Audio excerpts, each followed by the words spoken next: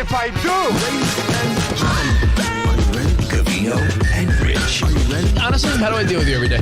Get ready. Turn on Dollar on the radio. Get ready. Whoa! Yeah! Holy mother nugget! And holy mother meatball! I'm the smartest man alive! You're so ridiculous. What? You're such a fool. Get out of here. Oh, I'm a disc jockey. What's a disc jockey? Turn it up. We're doing a show. Here we go. Covino and Rich. Let's go! All right. Here we go. Welcome to the show. It's Covino and Rich and Spawn. Hi, Spawn. Welcome. Sports, up, buddies? entertainment, and life. Hope you had a great weekend. Happy belated Mother's Day. Want to shout out my mother, Hortensia. I love my mother. I love my mother. Mothers. Shout out to all the mothers. Hope you enjoyed your weekend. Hope you got your rest. Hope you enjoyed your fights, your NBA playoffs. Winning Time was so good. Worp, worp. Yeah, it's like the best show. Best show on HBO. Let's be rocking out. Let's go. You're fucking right. I am not caught up on Winning Time. I'll watch tonight. Here's all I'm going to say about Winning Time. Rise of the Lakers dynasty. The best show I've seen since Queen's Gambit. The best Sunday night show I've seen since Sopranos. Hey, gabagoo. They do an after show, Rick Fox, who's like so handsome. Stop being so handsome.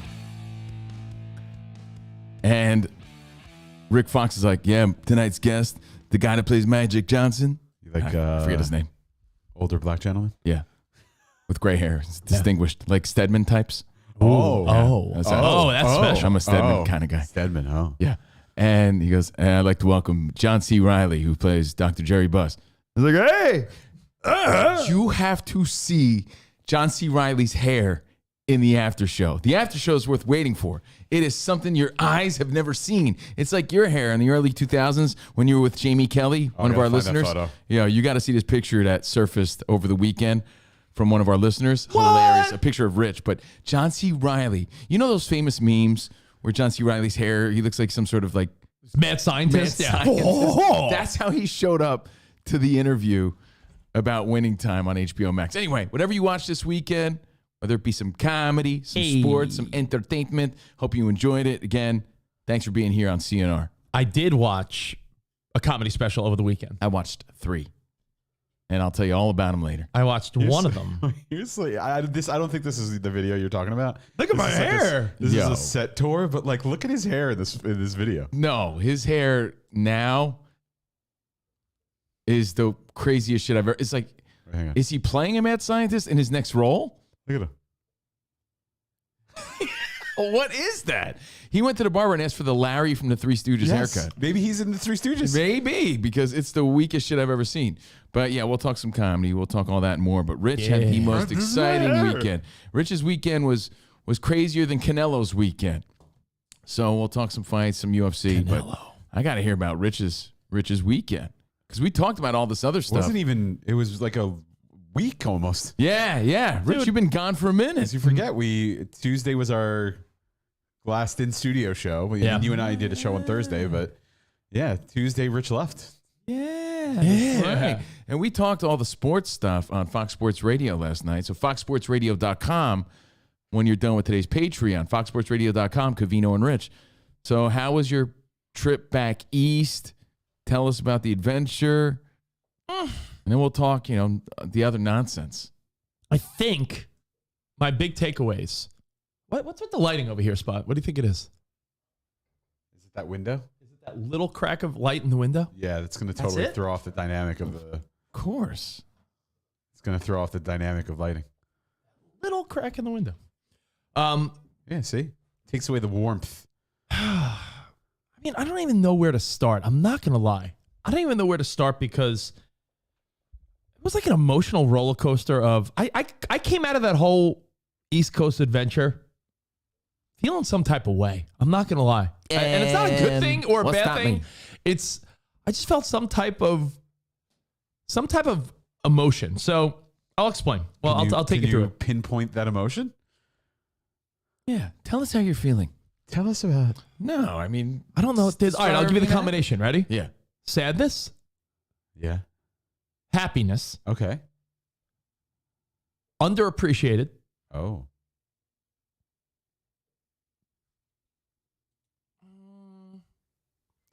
I don't know. A whirlwind of emotions. Yeah.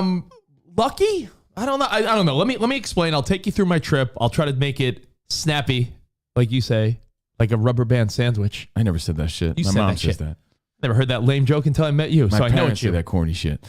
Make it snappy like a rubber band sandwich. If you don't know what we're talking about, Rich took a few days to help his mom start her new life, move into a new apartment in Maryland. Melancholy? That might be a word, I'm key. And the infinite sadness? Melancholy? And Rich also went to a big WWF wrestling convention. I want to call it so big. I'm going to tell you all about it. Oh, so that's where the sadness kicks in. Is that it? Oh, no. Is that part of your emotional journey? That was part of the roller coaster. I bet. Yeah, I think part of everything about this weekend was emotional. I'll sit back for the next 2.5 hours. Yeah, If or you wanna- maybe you're going through something. If you want to, I'll lay back. Like I'm on the couch and you're the therapist. I got emotional And I'll watching listen. the final episode of Man in the Arena. Oh, you said you cried.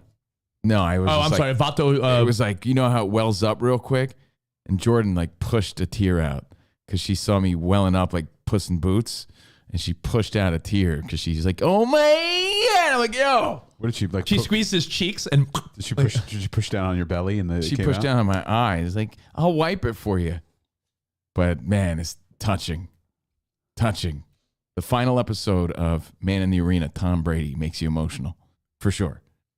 But not as emotional as Rich was this weekend. Does Jordan get upset when she sees you emotional over Tom Brady, but not over her? like misassigned emotion. Like Kristen does that all the time. She's like, you never cry for me, but you always cry for like Harry Potter. No, she Spot doesn't. cries over Ducky on what is it? When Dobby dies in I think the she's Deathly relieved. Hallows. She's like, relieved "Cry that for I have feelings. But you don't show any emotion for me. I saw Spot cry in an episode of. Is it Criminal Minds or Law? NCIS. NCIS. There was a holiday episode with Ducky, and I saw Spot. I saw Spot like sobbing, and his wife's like, "Look at this guy." It was a very emotional episode. It's emotions. You can't help but triggers your emotions. Bro, I'm an emotional basket case. Do you have the time to listen to me whine? No, that song was called Just Basket Case. I know.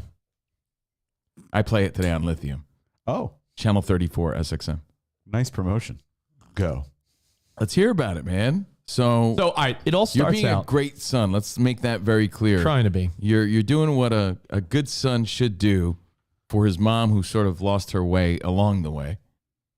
Along the way. And I say that kindly. Your mom's a sweet woman, but Oh, no, you're right. she needs help, right? That's a great description. She lost her way along the way. And Rich always attributes it to the death of her father, your grandpa, that Yeah. Rich always talks about. My You said grandparents, she was never the same. my grandparents coddled my mom Right. her whole life. Anytime something went wrong, they were there to pick up the pieces, which is a reminder to not coddle your kids to the point of reliance, because I was going through old paperwork. I'll get to this whole part of it, but I'm going through old documents that my mom kept and everything. And I'm seeing like check receipts from my She's the grandparents. Declaration of Independence? She had it in a frame. Yeah, and I broke it. I rolled it up and I put it in a canister. Does she have my old birth certificate that you lost? Yeah. She's the sole owner of the Magna Carta. It's very odd, yeah. She has so many old documents. She has the manifesto She has from One-Eyed Willie's map. Yeah. One-Eyed Willie's map. Yeah, she has the who was on the Mayflower. She has the blueprint for the Titanic.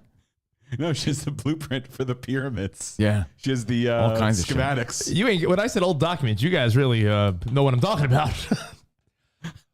But I found like old documents. I'm like, what's this? And it's like back in the day before everything was digital, like they were like you would write a check and there'd be like the carbon copy underneath and all. Like people just had paperwork, like so much paperwork. Oh, I mean, When you cleaned out your late great mother's house spot, I feel like you probably found so much paperwork. your mother's still with us, so that's wonderful. But Yeah. like when my mother was gone, the amount of shit. It was paper. It was just paper. Like, what was her filing system? I don't know. Why was she saving check stubs from 1985? I don't know. I found stuff like That's please. And it was in all different locations. It was like different time capsules throughout I found the house. all these check receipts from Bill Dempsey, my grandfather, like to Marianne, $4,000.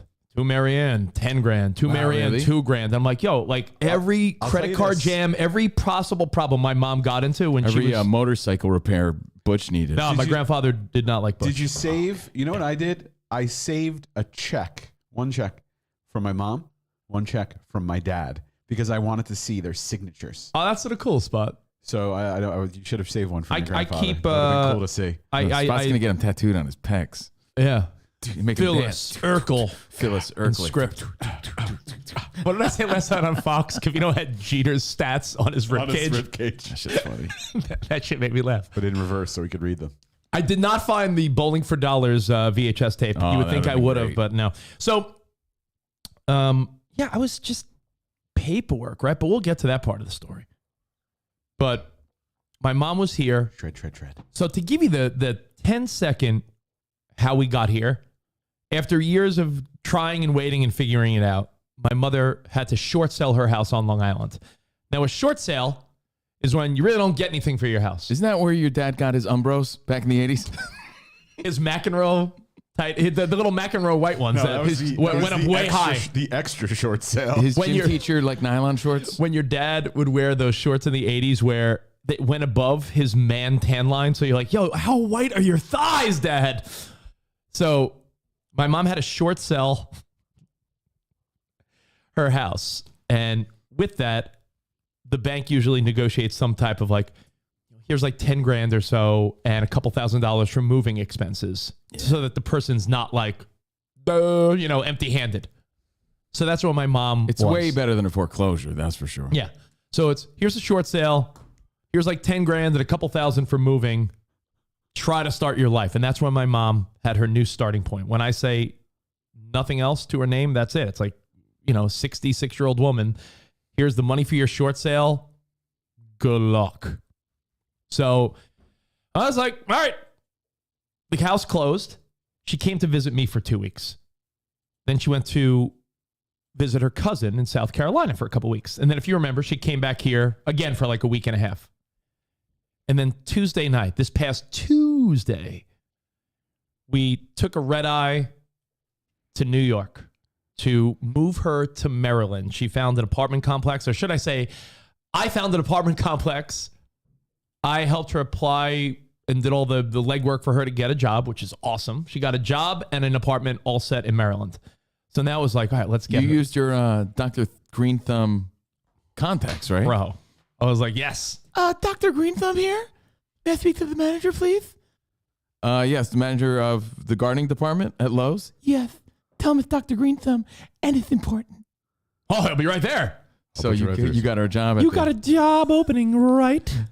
at the Oh, yes, in the sir, gardening Mr. Green department. I mean, we don't, but we could always let Wait, someone is go. this, I'm sorry, is this the Dr. Green Thumb, also known as Dr. Brown Thumb? Yes. We'll make Certainly is. We'll create a position right away. Well, absolutely. Send No. Marianne this way. We'll take So- good care of her. So we take the red eye. Greg Gutfeld was not on it. Oh, okay. And we land at JFK Wednesday morning at 5:15 a.m. I hate red eyes. Les Miserables. I hate red eyes. Les Miserables. I Can know you they- sleep on a red eye? Because if you could sleep, I took 3 edibles and I was like, I'm going to pass out. You're a fucking maniac. I was like, I'm going to pass out because otherwise I know that I'm doing a solo mission. So if I don't sleep over the next 6 hours, when will I sleep? Rich woke up back in LA because he missed the change. Oh, He just stayed on the plane throughout both trips. they cleaned around me. So we land, and here's the dilemma. Now I knew this going in, but it was the only flight that sort of worked for what I was trying to do because I'm trying to plot it around so I don't miss really much Covino and Rich, and I had to be back here for Fox, and I had to plan it around my life. So I was like, all right, red eye it is then, right? Only flight that really works. He said planet around his life. Uranus. Either Planet Pluto or Uranus, I'm thinking. Definitely Uranus. Yeah. It orbits around Rich's So head. I got a little sleep on the plane, so it was fine. It's hard to get comfortable. It really is. It's just so hard to get comfortable on Uranus really is a beautiful planet. Have you ever seen Uranus?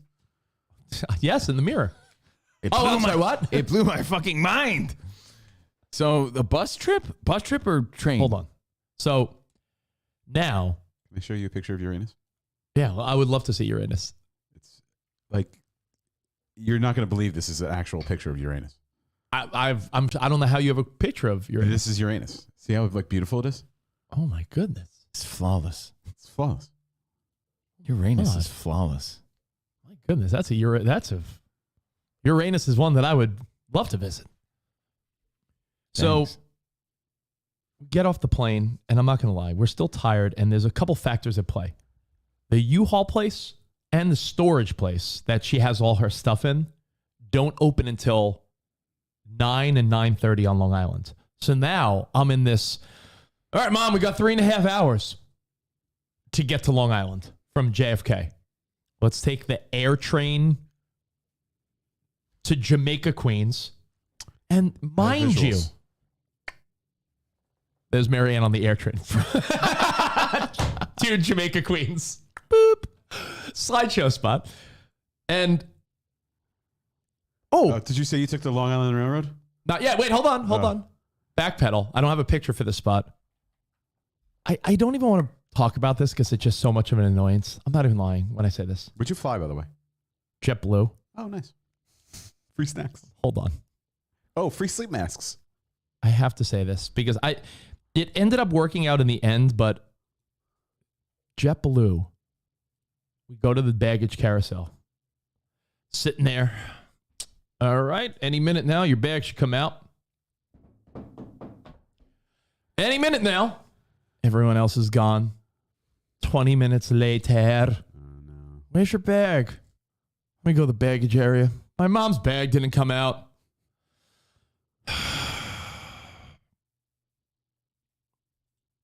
Where's my mom's bag? Well, I'll only type in the number here, but it should be there. We wait another like half hour to an hour. I'm talking like Well, you had a sitting. lot of time to We waste. don't have to kill. So, but now the time is being You could have fulfilled. watched A Time to Kill in the Oh time my you were God. away. I go to that little room and I'm probably the calmest person ever when it comes to this stuff because most people are like, Jittery Jones Not is this the trip. calmest person ever. No. no, but I'm saying most people in these moments flip out like, where's my bag? I'm like, man, can you just like look up the number again? It's not my bag too. So I'm like, I don't give, in my mind, I'm like, I don't give a fuck. What does she have in this bag? But her bag's not there. It's all her clothes. I know. That I bought her when she was here. my clothes. So they're like, oh, look at this. This is funny. I'm like, oh, funny? The bag never left Burbank. So I'm like, are you joking me? It'll be here this afternoon. I'm like, what good does that do me? Do you see the symbolism? As part of her new adventure, she lost her baggage. She's leaving her baggage behind. No, Butch wasn't in the bag spot. Oh, but still, she's leaving her baggage behind and moving into a new life. Look at the bright side. See, So I said, the universe Mom. is sending you a message. I said, Mom, what was in the bag of value? The only thing she really cared about was a quilt she was making for her new niece, She worked so hard on that. It was so big. My sister just had a baby girl, Lena. So she's like, Lena's quilt is in that bag. I'm like, all right, besides Lena's quilt, what's in there? Fucking Pantene Pro V shampoo and 3 or 4 shirts I bought you at Walmart and a pair of jeans. panties. Oh, my Richie, my panties and socks. My undergarments. So I was like, Mom, listen, now I'm diffusing like, Mom, just fucking chill. Worst case scenario, I look up, I Google, if airline loses bag, they're like, yo, you could claim up to thousands of dollars. So I was like, Mom, worst case scenario, You ever have a guy they'll pay for your shit. come to your house and deliver it to you? I have. All right, well, interesting you would say this. Okay. Yes. So I'm I like, all right, had my- let's. once I had I was my like, bag let's lost. carry Once. on with our mission. Slideshow. We take the air train to Jamaica, Queens. We get on the Long Island Railroad. I'm like, Mom, take it easy. Lay down a little bit. It's an empty train because we're going the opposite direction of every other person that's was I going supposed into to show- Manhattan. That's the Long Island Railroad. Was I supposed to show the air train first? It's fine, Spot. Air train. So we get to Jamaica, Queens, and See, you know it's the air train by the little plane airplane with the tracks right here. See that? Air train.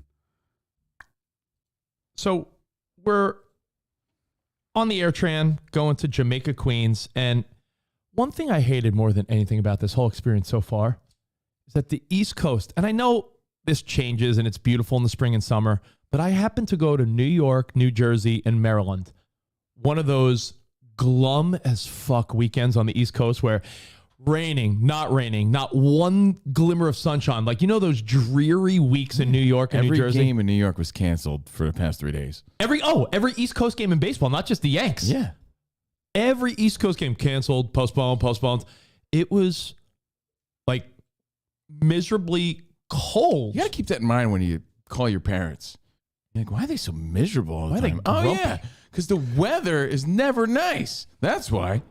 That doesn't help for sure. It doesn't help the mood. It really doesn't.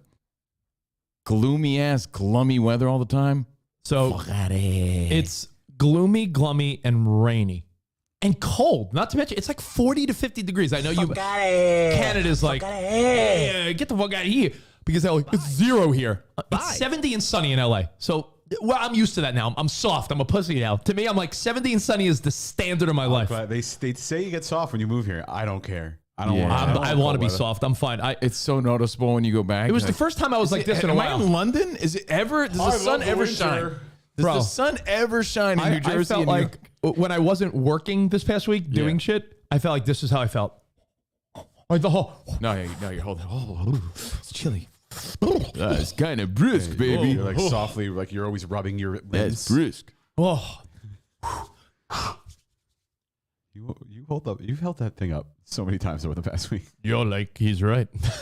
He speaks for your manliness. Have you noticed that? Yes. So Rocky Balboa, Whenever you want to like channel your manliness, you hold up Rocky. he holds up his Rocky poster. Admire my heroes. So Long Island Railroad, we take it to Centereach, the Ronkonkoma last end of the line, one of the last ends of the lines in Suffolk. Ugh. It's like an hour plus train ride spot. Ugh. Get out the train, rainy, gross, fucking cold. Marianne at least got a couple moments to nap on the train. I'm like, Mom, lay down. Love you. Sweet chin beard.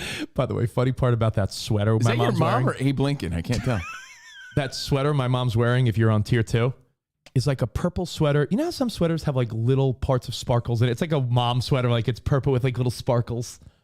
It's set off TSA like 5 times. So my mom's like, what's happening? And I'm like already at the gate. I'm like, where is she? I go back and like every person's like scanning her and rubbing her with those swabs. She's like, Richie, this sweater is bad news.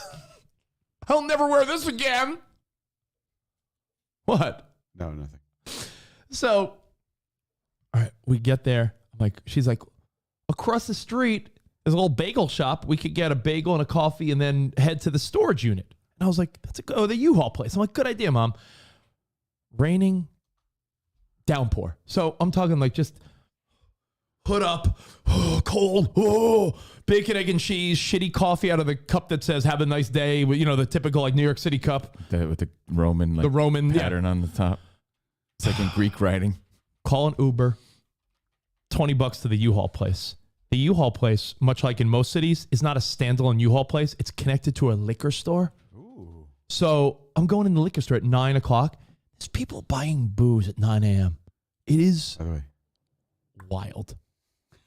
Spot, you're so right. That is the this is the standard of any New York deli / bodega / whatever. we are happy to serve you. We are happy to be serving with you. the Happy generic, with the generic Greek font. the Long Island, New Jersey. I make for you to be happy to have me serve you. Best coffee in New York. You have- Congratulations. Congratulations. Best You've cup done of it. coffee. So coffee, bacon, egg, and cheese on a bagel. I was like, all right, that brought me a little joy. Had a Long Island bagel, bacon, egg, and cheese. We go to the U-Haul place that's attached to a liquor store.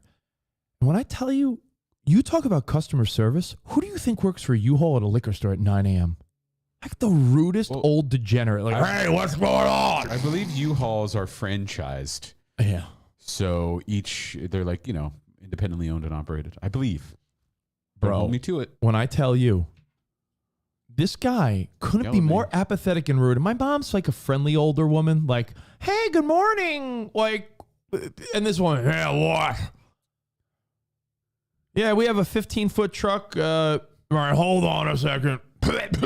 Rolling up his sleeves, like all disgusting. Like this guy probably hasn't showered in days. He's got that old guy funk smell. Name was Bart. You know, His name was Barf. No, his name was Ron Konkama. My name's Barf. My name's Ron Konkama. Hi, Ron. My name's Rich. Richard Strike. You know that smell where it's not body odor, but it's that stank smell, like it's stale. Like I don't smell body odor, but I haven't showered in like 3 days, and I'm like a 60-year-old guy smell. Yeah, it smells like a Subway just onion sandwich. Yeah, like I don't got. It doesn't smell like body odor, but it smells like a stale older person. Like hey, like an onion bagel. Hey, stale old guy. A little yeasty. I just had an onion bagel, and this guy smells worse than my onion bagel. After like 20 minutes of him being like, "Oh, I'm having trouble putting your California ID in the system," I'm like, "How? I have an ID in my fine." He's like, "All right, I guess it worked." Gives me my paperwork. It's parked outside. I'm like, "That's it?" He goes, "Yeah, here's the key." So I'm like, "All right, perfect." So now I got the U-Haul. Done. I imagine him like typing like this. Dude. And again, not to sound rude, but who do you think works at a U-Haul place at 9 a.m. attached to a liquor store? Like, not the friendliest, happiest fella. No. And I don't blame him. Guys work at a liquor store at U-Haul at 9 a.m. Hold on one second. Doing Nice. He used the typewriter. Did he pull one of these? So, Sorry, sniffles. So I'll take you along my journey. Thanks for hanging. Thanks for being with us here on Patreon. I'm strapped in, ready to ride this journey. So for the now next we- We're a half hour in already. I know. Now we get to. I feel like we haven't heard anything. Now we get the U-Haul. I haven't heard anything. No, meaning like the meat, juice. We've already lost the bag. We've already dealt with Ron Konkama. No, I want to hear like what happened though. Let's pause for this quick commercial break. Is that not rocking? Is the story not rocking enough Oh for you? no, I'm the one that wants to hear it. I'm waiting. I'm like, telling you. and then I'm waiting with bated breath, as they say. There's no. The thing is, I want to hear every single detail. It's a series of inconveniences. There's no real punchline. And It doesn't culminate. I love every one single of them. detail. Did you put salt and pepper on that bacon, egg, and cheese or no? Was there ketchup? Yeah. Ketchup? But it's all pep. Ketchup? How did they Ketchup, salt, slice pep. Was it good? Because you haven't had an East Coast bagel in a long time. it? Did they give it an even slice? Nothing pisses me off more than when No, it was it's good. like It was good. a sliver and then like a huge top. No, but I hate when they do this, and they do this at every New York and New Jersey deli. They've pre-cooked like pounds of bacon, and they put it in like a tin, and they just take like 2 floppy pieces off the top, press it for 20 seconds, and then put it on your sandwich. I don't like my bacon floppy. So I like my oatmeal lumpy. we get in the U-Haul. And by the way, knock on wood, I felt like I own this. I thought I was going to be like, how am I going to do driving a U-Haul in the rain? I'll be honest, I got very comfortable quick. We've driven so many radio station vehicles in our early days that, and even driving an SUV, I think if I maybe have drove a little Cooper sedan my whole life, it's different, but I got pretty good at driving the U-Haul quick where I wasn't even nervous going through New York City traffic, because New York City traffic's a different beast. You know this. No, it's bad. We get to the, I don't know how it is nowadays. You drove through the city with this?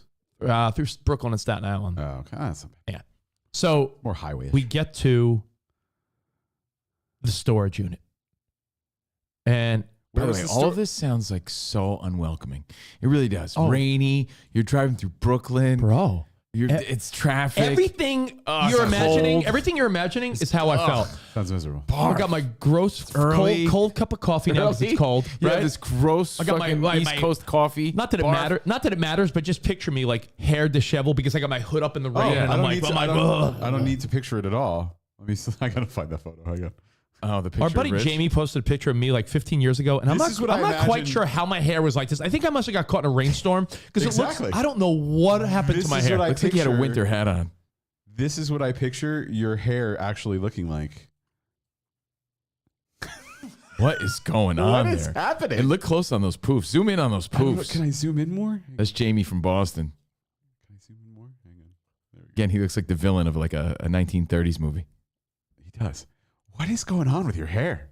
Look at Rich's side poofs. That's a piece. It's not side poofs. I think it's like it's almost like a mushroom haircut. It's like parted It's almost almost down on like the you sides. had like an updo, like you had your hair blown out, and then you like walked into a steam room and it all just flattened. Bro, I've never seen my hair like that. Jamie has like the most awesome, unique photo of like the worst hair day of my life. I love it. Congratulations, Jamie. a hair doo-doo.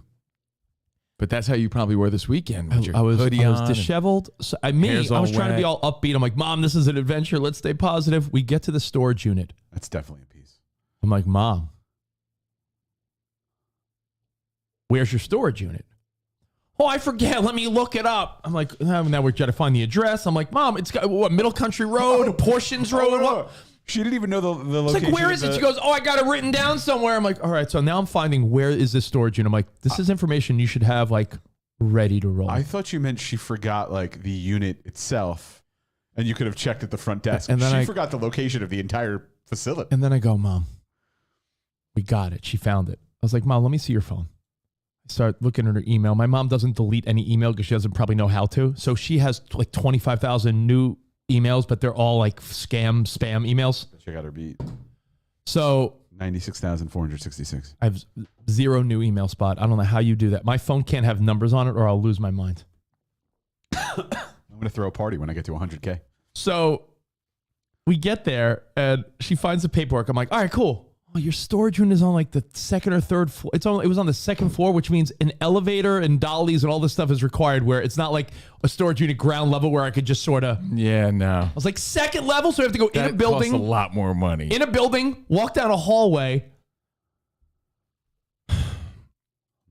I go, Mom, I can make this work. where's the key to your storage unit?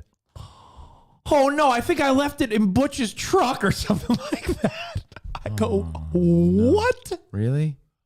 Wait, you don't have your key to the storage unit. Something she should have thought about. Yesterday. So think about, what is she really thinking about if she's not even thinking about this whole key mission? to Like, the storage unit. Because don't you get your own lock for a storage unit, correct? yeah. You put your own lock You on put it. your own lock on it, Yeah. right? Yeah. So it's not like where they would have a cabinet of keys at the Sounds front like desk. the same miserable setup that I had when Right. you guys helped me take my shit out of the Oh, storage yeah. unit. Very similar. Very similar. On When the we third helped you floor, move. Yeah. When we helped you move. Miserable. So I go to the front desk and the guy is so kind. This guy at the storage unit place is so kind. Spot, I sent you a video of what had to be done. The guy's like, This is the one you texted, I'll right? do it. He didn't charge for this. I ended up throwing him a few bucks. He breaks out the zzz. He had to fucking like break the locks, but it You wasn't didn't like have a lock cutter? no, that wouldn't work because my mom had these like big ass locks they sell you there. God. Sparks I see are flying. I see sparks. My mom's laughing. I'm like, yeah, real funny. Sparks fly out of the water. Sparks are flying. Zzz. Like the way like cutting Harry and Lloyd's toenails in Dumb and Dumber. Zzz. Now, at this point, I'm like, all All right, right. he opens it up. Butch is there. Hey, what's going on? where you Hey, Marianne. Marianne, where you been? Been here for 2 weeks. Been waiting for you. Butch has been in there a month. He's sitting there with a bag of He's Cheetos. all skinny. Just lying with bottles of piss. Emaciated Butch in a pile of Cheetos. He said you'd be back in a few days. I was in South Carolina. That was a month and a half ago. Sorry, bro. I've been at the gym, so every time I laugh, I feel like an ab hurt. I'm like, oh, but it's like right by my balls almost. It's like, oh. That's called a hernia. Yeah, I don't think you have abdominal muscles in It's your my- balls. It's like my lowest ab. On next week's Think Covino it's and an Rich, Covino has hernia You know, surgery. my fupa area, like over there. Like, I don't think that's how it works. if I continue. So if I feel like I'm not like participating, it's because every time I laugh, it's like, oh. I mean, I know you said you've had dick abs before, but not ball abs. So I go in the storage unit, and my mom had called her contractor that helped sell her house. This guy was very helpful. Like honestly, and I have to remind my mom sometimes. I'm like, Mom, there are nice people, but always keep in mind, people are nice to you when you're doing things for them, right? Like this guy bought my mom's house on a short sale. He's a contractor that flips houses. I'm like, Mom, he probably bought your house at a short sale for like $300,000. We'll probably put $100,000 into it and sell it for like $700,000. So yeah, he's helpful and sweet to you because he's going to make a few $100,000 off of your house. So don't make it seem like he's the nicest guy. He's the nicest guy because you have granted him fucking this home that is actually a beautiful home when it's put together. What are the comps in the area? I guarantee he's making more than a few $100,000. Spot, the comps in the area are 6 to 7, and he bought it on a short sale for 3. So I'll move along the story. Don't. This contractor is very kind. He sent 2 of his workers and dudes. Goons. He sent 2 of his goons, who, by the way, were the nicest goons. Like Guido, Long Island guys, like, hey, hey, I heard your radio. Yo, I got to check you out on Fox. Your Patreon? Oh, hey, wait. Hey, I think I heard Covino Rich. I've heard you guys. Oh, like, I'm talking like these were like, this guy sent 2 grade A sweethearts. He said, wait, your name's Rich? Fuck out of here. Fuck out of here. Yo, I know about you. All right, listen. My boy Mike's been dealing with your mother. He always feels bad for her because of her situation, and we're so happy you're here because Marianne deserves a better life because she's a good woman. We know Marianne. We've helped her. In fact, during the winter when she was having some troubles with a fireplace, and these guys like knew of my mom because they've helped, and these 2 Guidos wearing chains, angels wearing gold chains. I'll help. So these guys helped me load a lot of the shit. Angels wearing pinky rings. Angels with pinky rings. Yeah, that's a movie I watched. Hey. Back in the 90s. Hey. Starring big pussy Vinny Pastor. So these guys helped me load up everything. There was like so get this. There was like a third of the stuff at the storage unit. Guys help you load up everything since the I was early like, 2000s. I'll be honest. I started to get assertive because I was like, garbage, that, garbage. And my mother, I had to have a heart-to-heart with my mom about if you want to start your life fresh, you can't take the garbage from your last chapter to your new life. Now, we've all seen hoarders. They shut down. She did shut down a little bit. They shut down. Because then she starts doing the thing where I'm like, Mom, you know, like plastic kitchen plants that are like, they look mangled because they're like 20 years old. And they have like a thick layer of dust on them. Yeah, I'm like, you don't need dusty plastic kitchen plants. But Jimmy bought me this plant. Mom, what is it? This is like a cracked... For Mother's Day 1989. Mom, this is a cracked Peanuts mug. You know, like... But I love Charlie Brown. Yes. So, garbage. And then she started doing things like, all right, well, maybe I'll throw this out too. I'm like, what's that? She's like, it's my parents' wedding album. I'm like... Oh, that you can't throw out. I'm like, Mom. You can't throw out. Then I got mad because that was the first time I got mad that day. I'm like, stop acting like a fool. I was like, you can't throw out wedding I was like, albums. you can't. I was like, don't look at me and tell me you can't differentiate the difference between here's a wedding album and old pictures of like your kids versus a fucking kitchen plant with dust on it. Stop it. We can't. I refuse to have you play this game. Tough. The best story you told me, Rich called me, during the weekend just to give me an update. You said there was a lot of old leather jackets that she wanted to keep, right? Like probably because in her mind, like leather, I can't throw this leather jacket away, but she had a ton of them. Bro, it smelled there's so many things that smelled like the funk of 40,000 years. There's so many things that smell. Right, There's so many things that smell because my mom had pets that were not taken care of. Right. Butch was a cigarette smoker. Yeah. And they had a small house fire. So there's like a weird smell of that soot that you probably dealt with when you had your fire. Yeah. There's like special sprays I had to buy. I'll tell you about that later. But a lot of this stuff is destroyed. I throw out like a third of it. And I could see that she's a little mopey. And then I see her on the phone. I'm like, what is she talking about? Like one of my siblings or one of her fucking friends, like, Richie's making me throw out stuff. And I'm like, I can't let that bother me. I'm doing the right thing. But every time every time I see my mom on the phone, I'm angry because I'm like, oh, what is she with? One of her fucking doofus friends talking shit. So do away my peppermint patty mug. What was up with peppermint patty, by the way? No one knew. I mean, we knew. I know now. No one knew. I know. So, right, we knew. I know. No, you know. I know. We knew, but like you didn't know. So she wasn't interested in Chuck. No. We hop in the U-Haul, get on our way, because there's a brand new life around the bend. And I type in the old navigation.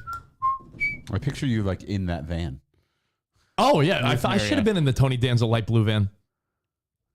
If you want a new life, you can't take the stuff from your past into your new life. Brie, I know. That's what, yeah. Man, especially these leather jackets. I was like, what do you need Butch's old Harley jackets for? You said she had a lot of them, though, right? Yeah, she's like the Butch paid this is like a $500 jacket. I'm like, that's your problem because you and Butch bought $500 leather jackets. Trash. Someone would probably have bought those, not to like be that person. I said the same thing, but it was just like Rich had to get rid of them. Someone would definitely. Yeah, but Rich have didn't have time. No. for that. Spot, they were so dirty. I don't know who would have bought them. They were like old Harley jackets. I'm like, what? Yeah, no. I know would have bought them. Here's Mike Rich Mike and, Wolf. Marianne There's me driving. and Marianne on the BQE. The American Pickers would have bought those bad boys. There you are. Oh, is it fall? There it is, showing up at the new place. Oh man. So I put in the old Waze and Google Maps. How long? It says 4.5 to 5 hours to Maryland. So I'm like, 4.5, 5 hours. Hold on. Let's go. How long did it take you to load up all that shit? Because that's a nightmare. Couple hours. So That's we're a nightmare. And we're you had to go into the elevator to the first floor. Oh, We're talking I remember bar. doing that for you, and Yeah. that was miserable. it's miserable. You don't even have that much stuff. I had it packed though. Bro. It was Yeah. like 3 boxes on a little pushy thing. Elevator, boom, down, unload, boom, wait for the elevator up, walk all the way So to the how storage. long? And you know what's sad? 2 to 3 hours. Really? For you, you even got rid of 90% of that stuff that when you moved When here. I finally moved all that stuff like 2 years What a later to waste. Los Angeles. Yeah. So Garbaggio, a lot of it, right? Okay. So you spent like 2.5 hours doing that. It's early afternoon now. Now And you're I'm gonna hitting. Now drive 4 to 5 hours to Now I'm Maryland. realizing this took longer than I had imagined. So Marianne can't get the keys from the apartment complex because we're not going to make it there by 6 p.m. Like the rental office that has her keys in her like welcome packet close at 6. They have left them somewhere. And I'm thinking, and we're not making it by 6 o'clock. We're not making it by 6 o'clock at all. We need an alternate plan.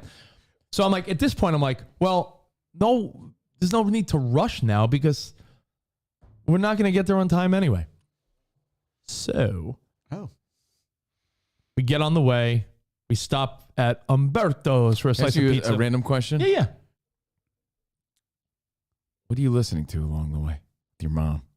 It's a fucking U-Haul truck. I put on like CBS FM. Some oldies? Well, oldies, you know what oldies are now? CBS 80s, FM it's 80s. plays all 80s stuff. So Oh, you mean they don't play the Four Seasons anymore? no. You believe my parents went to see them this weekend? Wow. Really? Frankie Valli. He's 83. 88? I think he just turned 88 88 last week because I saw that. Does Yeah. he still have the voice? Yeah. My Wow. mom says he can barely move, but he sings like an angel still. But no one seems to care the way they should. Like, that's Frankie Valli, bro. Frankie Valli. So I'm just curious, like, what did you guys talk about along the way? We can Nothing? small talk about Small anything. talk? Yeah, I mean, you know, mom and I don't Mets. have. We don't have, yeah, we don't. Rich talking to her about the Mets. Yeah, but we don't have. Next I year, mean, do you have trouble talking to your mom? It's your mom, so you don't. It's not awkward. that's when that's a long ass drive. Yeah, though. no, but we're just. I talking do to have her. problems talking to my mom because she don't stop talking, so I really don't say much. So I throw on like CBS FM, Z100 for a minute. I'm just flipping around the. Again, it's a U-Haul, so it's got shitty reception anyway. Mm-hmm. They don't even have the. They don't have Bluetooth or the adapter so that I could even stream from my phone. So I'm like, yeah, I'm sort of just stuck with whatever FM radio has to offer. It's They miserable. probably had like an aux input, but you didn't have Yeah, the no, right who has an cable. aux cable on them? So I stopped to get a little Umberto's pizza in Floral Park just to get a little lunch on the way because we had to get food anyway. So we got a little slice of pizza, went on our way, and it said the best, quickest way was taking me through Brooklyn, through Staten Island, over the Verrazano Bridge to Come out on exit 13. You Yeah. take the turnpike. down Turnpike to, South, Delaware Bridge, all Delaware that Memorial shit. Bridge Yeah. to 95. So that's the whole route. Now, along the way, Spot, throw up this picture. I'm passing through Staten Island, and I said, you know what? I lived right off of the Staten Island Expressway. Remember when I bought that house with my Yeah, ex, they Kristen? call you the Prince of Staten Island. Yeah. I remember So that. I was like, you know what? Boop. There's a good chance that I am in Staten Island once every 10 to 20 years. So I go, you know what? I'm like 5 blocks off my old house was 5 blocks off the exit. So I said, let me go see what the house looks like. Did your mom ever see it? Of course, yeah. Oh, okay. Yeah. I lived there for 2 years and she lived in New York at the time. It's, honestly, looks exactly the same. Yeah, they really changed nothing, but that's the house for tier 2 people. That's the house I bought and lived in with my ex Kristen from 05 to 07. So I lived there from 2005 to 2007. And to the left of the next house, which you can't see, are the bushes I slept in when we remember we sold the house and I was Well, remember we did a Google Maps tour? So I passed the house. I'm like, oh, cool. I remember my old neighborhood. And know what? I just got the sense of like everything feels dirty and cold and grimy and gross. And the East Coast to me just feels so much dirtier and colder than I ever remember living there when I was a kid. Like everything about it's like cold, grimy, wet, like dirty. I don't know. It's just gross to me. So get on the Very way. industrial too. Like Yeah. Everything about it. So it's just, yeah. Especially when you get out of the airport and you're going through like Newark, but you were going through Brooklyn and everything else.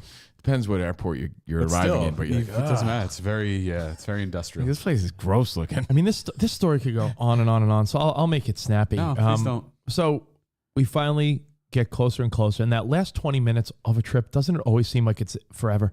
Yeah. Like the minute your It's Jeep, like when you're waiting for an Uber. it's like 6 minutes, great. It's the Like longest an hour 6 later, you're like minutes. 4 minutes? Like what? I've made that trip so many times. So it's a quick trip. Yeah. No, it's not bad. Honestly, you pass where you're like, oh, that's where Six Flags is. Everyone that's ever been to Six Flags, once you hit that, 7A off. yeah, the you're like, New Jersey oh, Turnpike. that's where Great Adventure is. Keep going. Delaware Bridge. Some beautiful sights, but it's like, again, Bridge is beautiful. grimy and cold and wet. You're in Delaware for like all of 30 seconds. I know. Did you think, hi, I'm in Delaware? Hi, I'm in Delaware. Delaware. Say Christiana, Delaware. Just think of me when you pass through. So Rich went to the Delaware Gap. my mom and to I, buy buy clothes. clothes. Yeah, to my buy mom and I clothes. decide what's the easiest thing to do. Delaware Baby So Gap. I look up. I use the app, which by the way, Delaware Baby Gap. helpful app by the way. That Spot, you and I don't know if you ever used it, but I used it all the time when I'm on the road. Hotels Tonight. I never found like a really great deal on it. I mean, you're never gonna get a worse deal. So I always just would stop at a place and be Hotels.com like, what's your cheapest rate right now? yeah, but I did Hotels Tonight, and I got like a Holiday Inn Express for like $100. So my mom and I Free continental breakfast. shared a hotel room, which was like sort of like a funny adventure. Like my mom and I laying in the two queen beds, like watching like HGTV, eating Chipotle, and she got Panera bread. So we got a little fast food. I got a Chipotle bowl. She got Panera bread, and we were like sitting in bed watching TV. Oh, typical Wednesday night for you. Yeah. So the next morning, we head over to get the keys to her place, and I walk in, open it up. It's a cute, my favorite word, apartment. I think it's an appropriate term for this description. It really is. It's a little quaint. It's a dainty 1 bedroom. little I think it's a 2 bedroom. small little apartment. They call the second It's bedroom. charming. They call the It's like an second bedroom office, probably. they call the second bedroom like a den, but I think it's a Yeah. 2 bedroom because there's a closet and windows. I don't know why they don't call because there's no. I don't think there's a door on it. It's like almost just. Yeah, it's probably like an office space. But it's on the 3rd floor, and it's a walk up. Hey. Her glutes are going to be fantastic. So I say, you know what?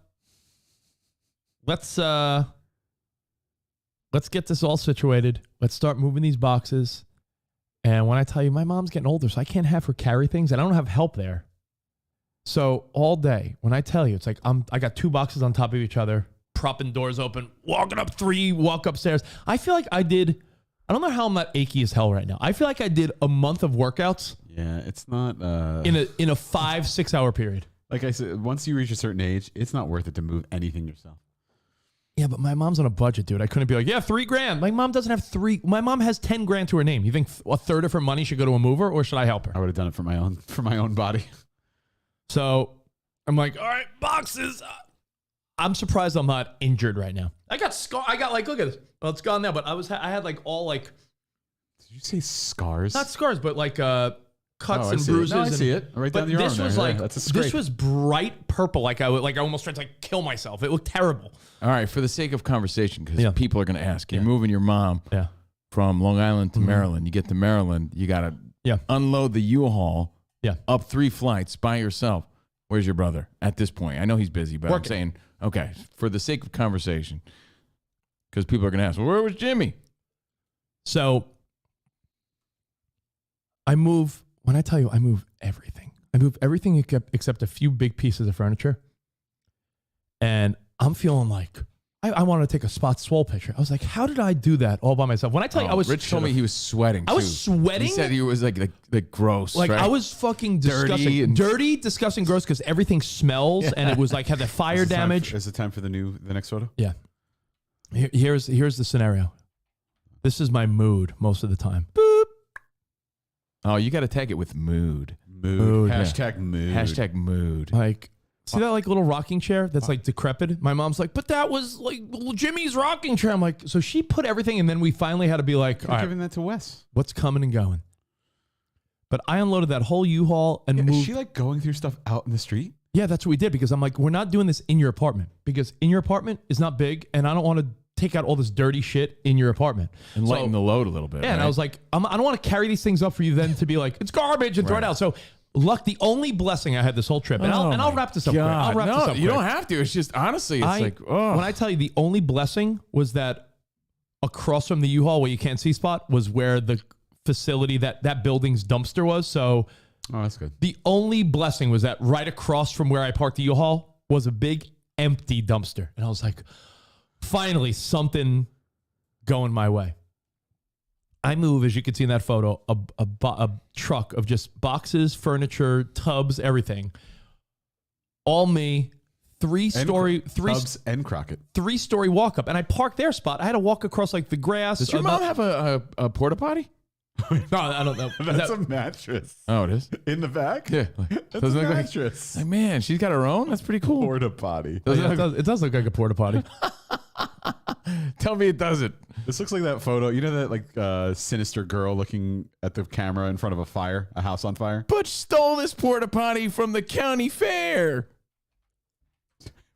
Rich is like, we gotta get rid of it. But what if I need it? Throw it out. All right, so Is that a chair?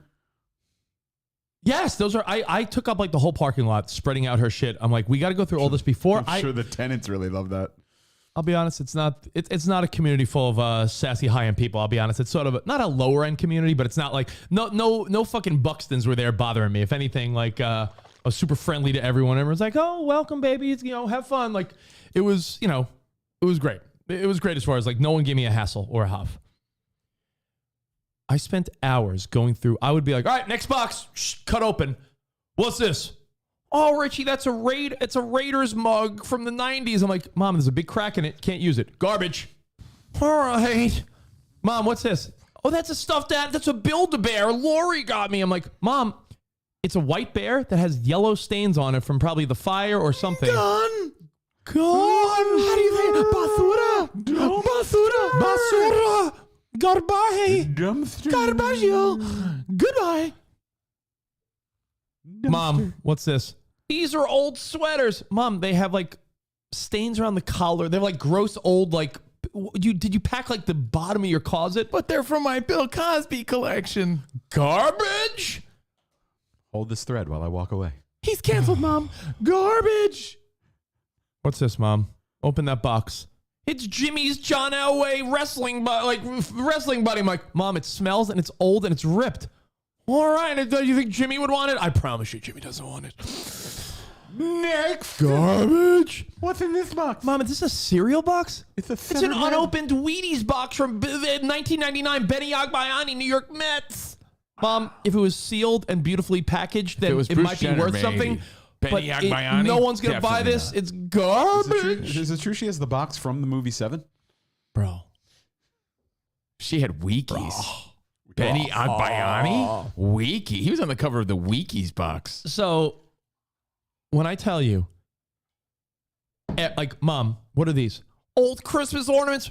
When I tell you, like, decrepit candles where, like, you know when, like, dust, like, forms in the, like, it's a candle, but it's, like, cake, like a cakey old, like, but it's a bear holding a wreath. I'm like, Mom, this is fucking disgusting. I'll buy you. I was like, listen, we'll make a deal. Anything that you're, like, so bent on, we'll go to Home Goods. We'll go to Dollar Tree. We'll go to Joann's. You want some new crafts? I'll fucking buy them. Please, just throw this garbage is only going to bring you back to your garbage life. Rich, now do you understand? Garbage. Then you wonder why I'm not a hoarder. I don't want this shit holding me down. Incredibly stressful whenever I go back east. Do you see it? Bro. Anytime. I got to a box of This is what I I'm got to doing. a box. I'm not even joking. This is the only joy I had for a while. I got to a box. Like, what's this box? And said Butch's t-shirts. And it was like a bunch of like Harley shirts. I'm like, garbage! trash. Honestly, I was like, ha ha. ha. You're hurting me. I opened the I box. would have lit those on fire. I opened the box so I could throw out each shirt individual. I'm like, garbage, garbage, No. garbage. Ball abs. I know. We're just killing my ball abs right now. Oh. So that brought you joy at least. I brought me joy. I'm like, what's this? The only thing I kept the Butch is because I'm not a terrible human. It's like pictures like Butch had one box of like family photos of his kids and shit. Yeah. And I was like, all right, put this in your storage area with your Christmas decorations and I'll fucking mail it to him. But everything else, like, what's this? Oh, Butch's fucking biker boots? Garbage. Butch's do-rags? Poor Butch is going to show up one day. Oh. Where's my bandanas? Where's my box of bandanas? Bandana. Butch is gonna be sad to realize that Where's my boots and bandanas? someone needs new Harley bandanas. Where's my boots and bandanas? Where's my box of koozies?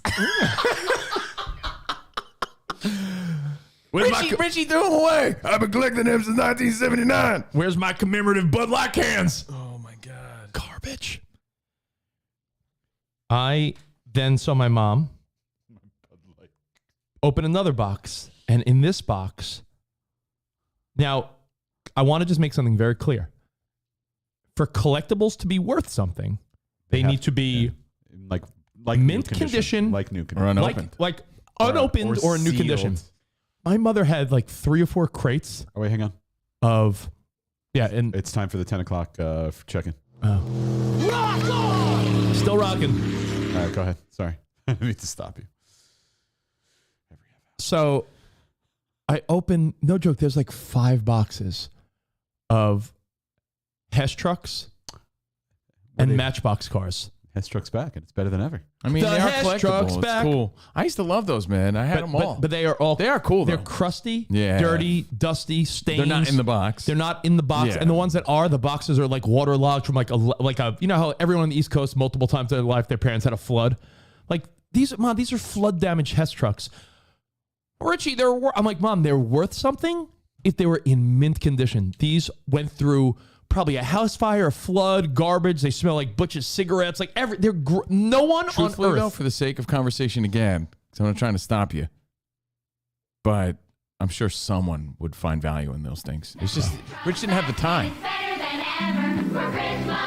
This year, the Hess truck's here. You know what I mean? Like someone might need a part to you have refurbish these? an old one, Did you have these? Yep, the one with the I do have that one. and they would light up. Yeah, I had them But you all. know what? My I dad looked on- got know me what a I lot did? of I those. looked I on still have them in the box. I looked on somewhere. eBay. Yeah. Unless they're from like the 70s or 60s. Like Yeah. if they're from like, the 1988 Hess truck, in mint condition, it's like $60. So I'm like, I was like, no, I'm like, sorry. It's not worth And then I it's not said, worth it. the Matchbox cars, she had my blue cases with handles. Remember those? They look got like those suitcases. with the yellow handles. Yeah, the yellow handles, the blue ones with the yellow handles. got mine. I She had love those. Two or three of those. And I said, all right, listen. I hope you didn't throw those away. I said, You're listen. starting to sound like a little bit of a hoarder over there, buddy boy. Do you have them here, or do you have them in? They're my parents' attic. My dad, every time I go home, course. get your shit out of here. Of Like, course, why? of course, they're. You would never take them. I'll take All right, my you I'll want take them. my Matchbox cars because I don't know where my Star Wars figures are. I said, you know Someone what? threw them away. I So said- It's like anything you store at your parents' house. You want it, but you don't want it. Yeah, yeah, that's but the, you don't throw away your Matchbox So cars. I said, There's you know certain what? things you keep. I said, they don't take up much space, so keep these. And if you want, and you got a son, I was like, bro. you could wash them off. Ben and Emmy would have fun with I was like, you could wash them off That's and true. give them to Wesley. You could give them to Ben Wesley. and Emmy. Like, I'll allow the Matchbox cars because they've been packed in these cases. So when you open these decrepit cases, they're still like normal. Like, oh look, there's my Boss Hog. There's my Knight Rider one. Like I was like, all right, that's pretty cool. And then it's so weird when I started touching the Matchbox cars in the little cases and little. Remember, like in those boxes were like little racks. a little light blue rack. Yeah, plastic rack. yes. I was like, it brought me back to a place where I was like, oh my God, I remember loving this. I loved So I Matchbox allowed and that Hot because I Wheels. said 2 little cases like that, that's not taking up space. That's fine. I would have brought them back if I were you. But the cases in cases of Hess trucks that were damaged, garbage. Now, this sounds like a morbid thought. I was sort of in the back of my head thinking, whatever I don't get rid of now, I'm going to have to get rid of in, God willing, 25 years. My mother lived to like 90. Because this will be thrown out at some point. So if it's worthless and I can convince her to get rid of it now during a purge, it's saving me from doing it when I'm old. Honestly, though, like my parents are doing that now so that we don't have to do it. Beautiful. I mean, why is mom and dad? They're like, so that you don't have to worry about this shit when we kick it, when I croak, when I kick the can. Hey, oh. We're in all three of us are in different stages. Let me tell you, it's miserable to have to go through like been there, done that for clothes, Spot. Your parents are doing it. Papers, items. Here's the one thing. Attic. And and Spotty's mom kept everything too. So she kept so much stuff. Spot was finding receipts for like Nintendo games he bought in '85. And like that stuff's easy to get rid of, but like the problem is you have to. And I say this to my siblings too. It's like you have to go through 100% of the stuff, even if you're throwing away 95%. You never know what's in there. Like I found documents, like pictures. Well, you know what? Especially if it's old, important things mixed in with garbage. If it's old people, I remember going through my grandparents' shit, and I was like, "What's this?" An old. Remember, like Band-Aids used to come in a metal box. Yeah. Like the metal canister. And Sucrets. Yeah, I was like, oh, look, metal Band-Aids. And I opened it up and there was like $1,000 in cash in it. So I guess old people hid money. So it's unfortunate, but so here's the one thing I let her keep. I let her keep, and I was reluctant and mad about it. But as you know from watching these like Marie Kondo shows and these like hoarder shows, I love a mess. Does it bring you joy? And you gotta let people have a victory here and there. Because then my mother gets all butthurt and she does this thing. I'm sure your mom does the same. All right, well, fine. We'll throw it all out then. I'm like, yeah, because that's what I said. Throw it all out. Man, you might as well. Here, throw out your grandmother's old jewelry. I'm like, you're right, Mom. Because grandma's old jewelry has the same value as Jimmy's fucking Mike Piazza bobblehead. Does the bobblehead have the mustache? I'm like, Mom, now you're just being ridiculous, and I love you, but you got to stop it. You can't give Lori's pound puppy Lori's stained pound puppy that's like been ripped apart the same value as great grandma's like immigration papers. Like they're not the fucking same. Well, you know why? Because I feel like my mother did this. Mm-hmm. She's not doing it for herself. She's doing it for like she in her mind believes that. I'm keeping this for Lori. I'm keeping this for the family. I'm keeping this for this memory. And it's sweet. It's very a very kind and like nice thought that your mother is doing this for you. But Sarah's mom has that gesture all the time. I'm like, Cindy, we love you. We want to spend time with you. The idea of you being like, well, I'm saving for you and Sarah Beth or one of the girls or the kids. And I'm like, I promise you, like, I don't want to break your heart, but we love spending time with you and being around you. When the day comes, hopefully far from now, when you're not here, we're not going to want this fucking end table. Exactly. You know, like I mean, I promise you, it's heartbreaking, but it's the truth. It is because it is such a selfless thought, but like to think that nobody appreciates the gesture is very sad. I'm with Kyle. The new generation has it right. NFTs. Yeah, who needs all this real stuff? You don't have to move. So you're not going to have to move your great grandkids NFTs. So what was the one thing that brought her joy that you allowed her to keep? My sister contributed because my sister bought on Amazon and sent it to her house 3 huge cases that she could take her DVDs out and put them in folders. When I tell you 5 large like Lowe's or Home Depot boxes, like the large boxes. Like those Rubbermaid bins? 5 of boxes. Wow. 5 big boxes of DVDs. And I'm like, Mom. Air Bud. I was like, dumpster. A lot of Air Buds. She's like, Richie. I'm like, dumpster. Let me tell you. I was like, Mom, I'm going to set you up with Amazon, Hulu, Netflix. I'll put HBO, Apple TV. I'll put whatever you want on your TV. I will put it on. I promise you. Then I was like, let's play a game. I was like, when will you watch? And I just put my hand in the bin. When will you watch Blue Streak with Martin Lawrence? Oh, that's a fantastic film. Mom, when will you watch? Marked for Death with Steven Seagal. Mom, when will you watch Stakeout? Like, when will you watch these movies? Sorry. Another Stakeout. Oh, with Rosie O'Donnell. Was she not in the first one? I thought she was in both. I think she was in number 2. Another Stakeout. By the way, my point is... I did that when I moved from New York to LA because just through entertainment and media, we got so much shit. Of course. Not to mention my collecting on my own. I wrapped them in a spindle, taped them up. I have not taken that spindle out since I moved to LA. It's like the only DVD I have right now is On the Level, the Covino and Rich documentary. Can I tell you? I when it comes Once to I took it out for Christmas. No, I took it out to find a Christmas DVD because you know how at Christmas they remove the Christmas movies from streaming services? if you have Love Actually on DVD, Spot, we'll watch it on DVD because at Christmas. But every other movie, like there's so much new content. If I need to access old content, it's available at some point somewhere. So it's pointless. She'll figure that out. It's not pointless, no, because older people find comfort in putting their movies on. And says the man with a wall of CDs. well, that I he still hasn't have. unwrapped. I have all my DVDs just in binders, so that's a great idea for your mom to condense it. I said, Mom, much like clothes, I convinced her this with clothes. I said, Mom, you've seen my house.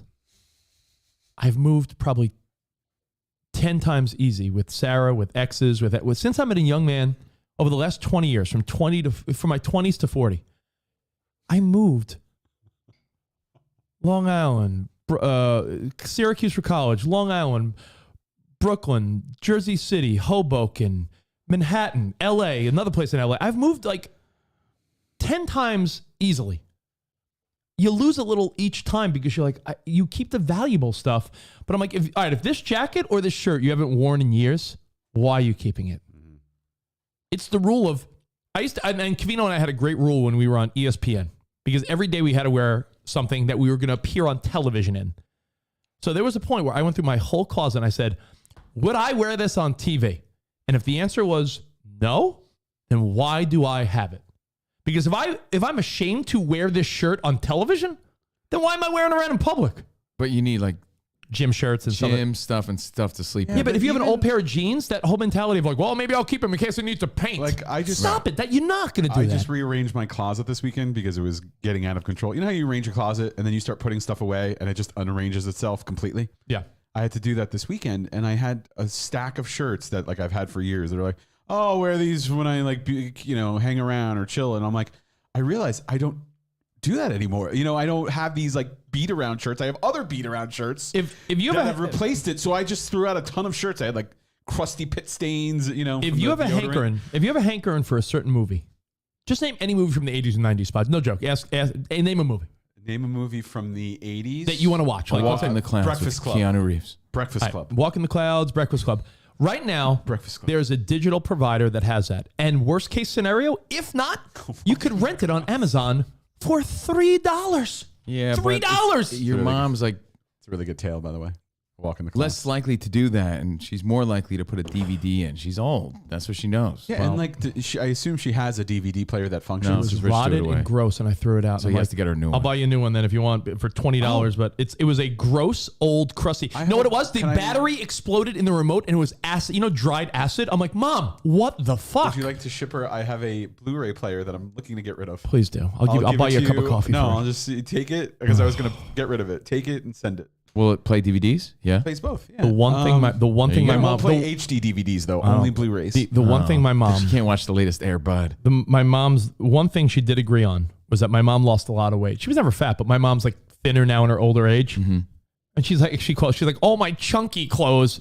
She's like, I'll never be big again. So she threw out all her bigger clothes. I'm like, all right, good. So that's good. She opened up a box. I'm like, she's like, this one's all garbage. I'm like, every time my mother said agreed, I'm like, yes. I know the chunky that wears these chunkies. When I tell you, I filled up this whole dumpster. I would say 40% of her stuff. Could you have I threw out. Did you donate any clothes though? You could have donated clothes. You have time, they smell. bro. That's they the thing. Smell. I was on a clock too. Yeah, you'd be surprised. No, these are like they smell. No, I don't care. They smell. No, no one wants them. I promise you, no one wants them. You know how many like old musty from the basement clothes that I donated? Musty and Just old put 'em in a versus bag and cigarette dumped 'em. smoke and house fire smoke is different. I went to Home Depot. I went to Lowe's. I got all supplies, like cleaning supplies to help her. Like everything you're bringing in the new apartment, you're wiping down. If there's a stuffed animal, you're like, that's a Build-A-Bear. Jimmy got me. You're spraying it down. I bought this stuff. What the fuck is it called? Jesus, how many Build-A-Bears does she have? Oh, no. There was something. What was it? Hold on. Jimmy got like a gift card to Build-A-Bear. No, but Lori got her one. Jimmy, they were great gifts. They're such mom gifts. Oh, here, I got this shit. I'm not even joking. And it's I like think buying it your works. mom those signs. Like there was an SNL bit. Oh, They yeah. just keep buying the signs for the mom. Spot, look up a picture of this. I got this, and I really think it sort of works. I was spraying down shit with this. Is it DD7? It's called ZEP. Z-E-P. Oh, yeah, ZEP. I know ZEP. Smoke odor eliminator. ZEP For house fire, cigarette It's smoke. purple, right? No, it's like a yellowish can. Zepp makes a. Don't they make a paint? They make a lot of It was like things. purple and yellow. But it's like a cover up. Or no, that's Dep. Or is that the hair gel? Zepp. Z-E-P. I got it. And Yeah, hang on.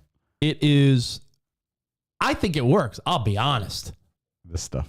The spray right there in the can, Zepp spray. That's what I pictured. Everything she had, she's like, I want to keep this. I'm like, what is that? She's like, this is a Christmas wreath Jimmy got me. I'm like, let it sit, bring it in. Like, it was an adventure. So let me just Don't feel pressure to rush. This is an adventure that has been building up for years. so This has been culminating for years on this show. So I get the Zepp spray. I spray it all down. I got almost all of her stuff in the apartment. So keep in mind, I'm working. This is Thursday. Yeah, Thursday. I'm working all day Thursday. From the minute I wake up, I run to Starbucks. I get myself a little, my little favorite sandwich spot, the little egg white turkey bacon English muffin thing, and a big tall cold, fucking venti Trenti cold brew. And I'm like, extra shot. Let's have at it. So I do this from, no joke, 9 a.m. until probably 3 in the afternoon. Probably a good 6 hours of me throwing out 40% of her stuff, the other stuff putting in her house.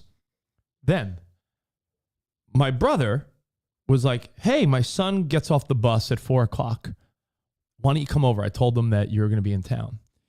And I went to go see my brother, Top Jimmy, his son Wesley, his wife Jocelyn, and the mother-in-law, whose name is Sarah also. And let me tell you, that was another emotional, like, I don't even know how to describe it. Like, it was so heavy, dude. Heavy duty. My brother... There's my brother, Top Jimmy, and his son, Wesley. He's so cute. By the way, Top Jimmy looks good. Yeah, he does. Got a nice little stubble going. Good haircut. Look at Jimmy. Look at Jimmy. Top Jim. And that's why. And that's why. I bought him a yellow shirt. That's why. My nephew, Wesley. That's why. My nephew, Wesley, is such... He's so cute. Such an amazing little boy. And Look at him floating in the air. I'll tell you what, I got so... emotional, like my Wesley, my nephew Wesley is autistic, and watching what my brother and his wife go through, and he's verbal, he's he's still developing. He's still developing, but It's delayed. Right? when I tell you, just interacting with him and watching what my brother goes through and seeing how, feeling how much I love this kid, I just had like a bond with him immediately. Yeah. And like, I just see the struggles that it would be to have a kid with special needs. And then I started to feel like a piece of shit because I'm like, here I am giving my brother a hard time all the time. But what he's going through on a daily basis, dropping his kid off at special classes in the morning, then he's going to regular school, and they're trying to decide now whether or not Wesley will go to a regular kindergarten or they're going to try to hold him back, and he might need to take some more classes at this place called Trellis, which is an autism school. And then I started to feel like a massive pile of shit. I'm like, here I am busting Jimmy's balls, like, yo, Jimmy. Meanwhile, from the minute he wakes up to the minute he goes to bed, yeah, it's a strong. He is just stressful. You never understand what other people are going through. And I pulled Jimmy aside and I gave him a big brother hug, and I'm like, yo, everything you're going through on a daily, like, I don't know how to tell you how proud I am of how you handle it, and I'm sorry if I ever make it seem like I don't understand what you're going through, because I know I can't. And Wesley and I were bonding, and he really responded to me. My brother said more than most. Like, him and I just had like, that's awesome. Like, but we were taking walks around the block. That's even more special though, because he doesn't take kindly to everybody, but he liked Uncle Rich. Like we were playing with cool. we were playing with his Sesame Street toys, and like he very much responded to me. Maybe he thought you were like Big Bird. And I'm also like in that mix of like dealing with little kids. So I'm like, I'm Big Bird. I'm well practiced at like, little kids in the moment. Maybe so, he thought you had a head like Bert. Maybe because he loves Bert and Ernie. And then he sounds like Elmo. So I just see all that my brother goes through on a man, daily yeah, basis. So it made me. it kills me. I feel so bad. It made me just. But think not really, yeah. because it takes special people Right. to deal with And, that. And Wesley's so lovable and awesome. So I'm not saying that like in a sympathetic sort of way, but like a Yeah, I was like, you know, I it's said that. tougher than I realized sort of I way. said, I'm not telling you. I don't want you to think I'm saying I feel bad for you. I'm telling you that I feel. appreciate what they go You know, I through. feel empathy for what you go through, and I don't want you to ever think that, you know, moving forward, I got to remember what you're dealing with on a daily basis, right? Like everything from, you know, when your kid is on the spectrum and, you know, has some learning disabilities up front. it's tough on his relationship too, I bet. Not only that, I but think the stats are like 90% of couples who deal with that get end up divorced, yeah.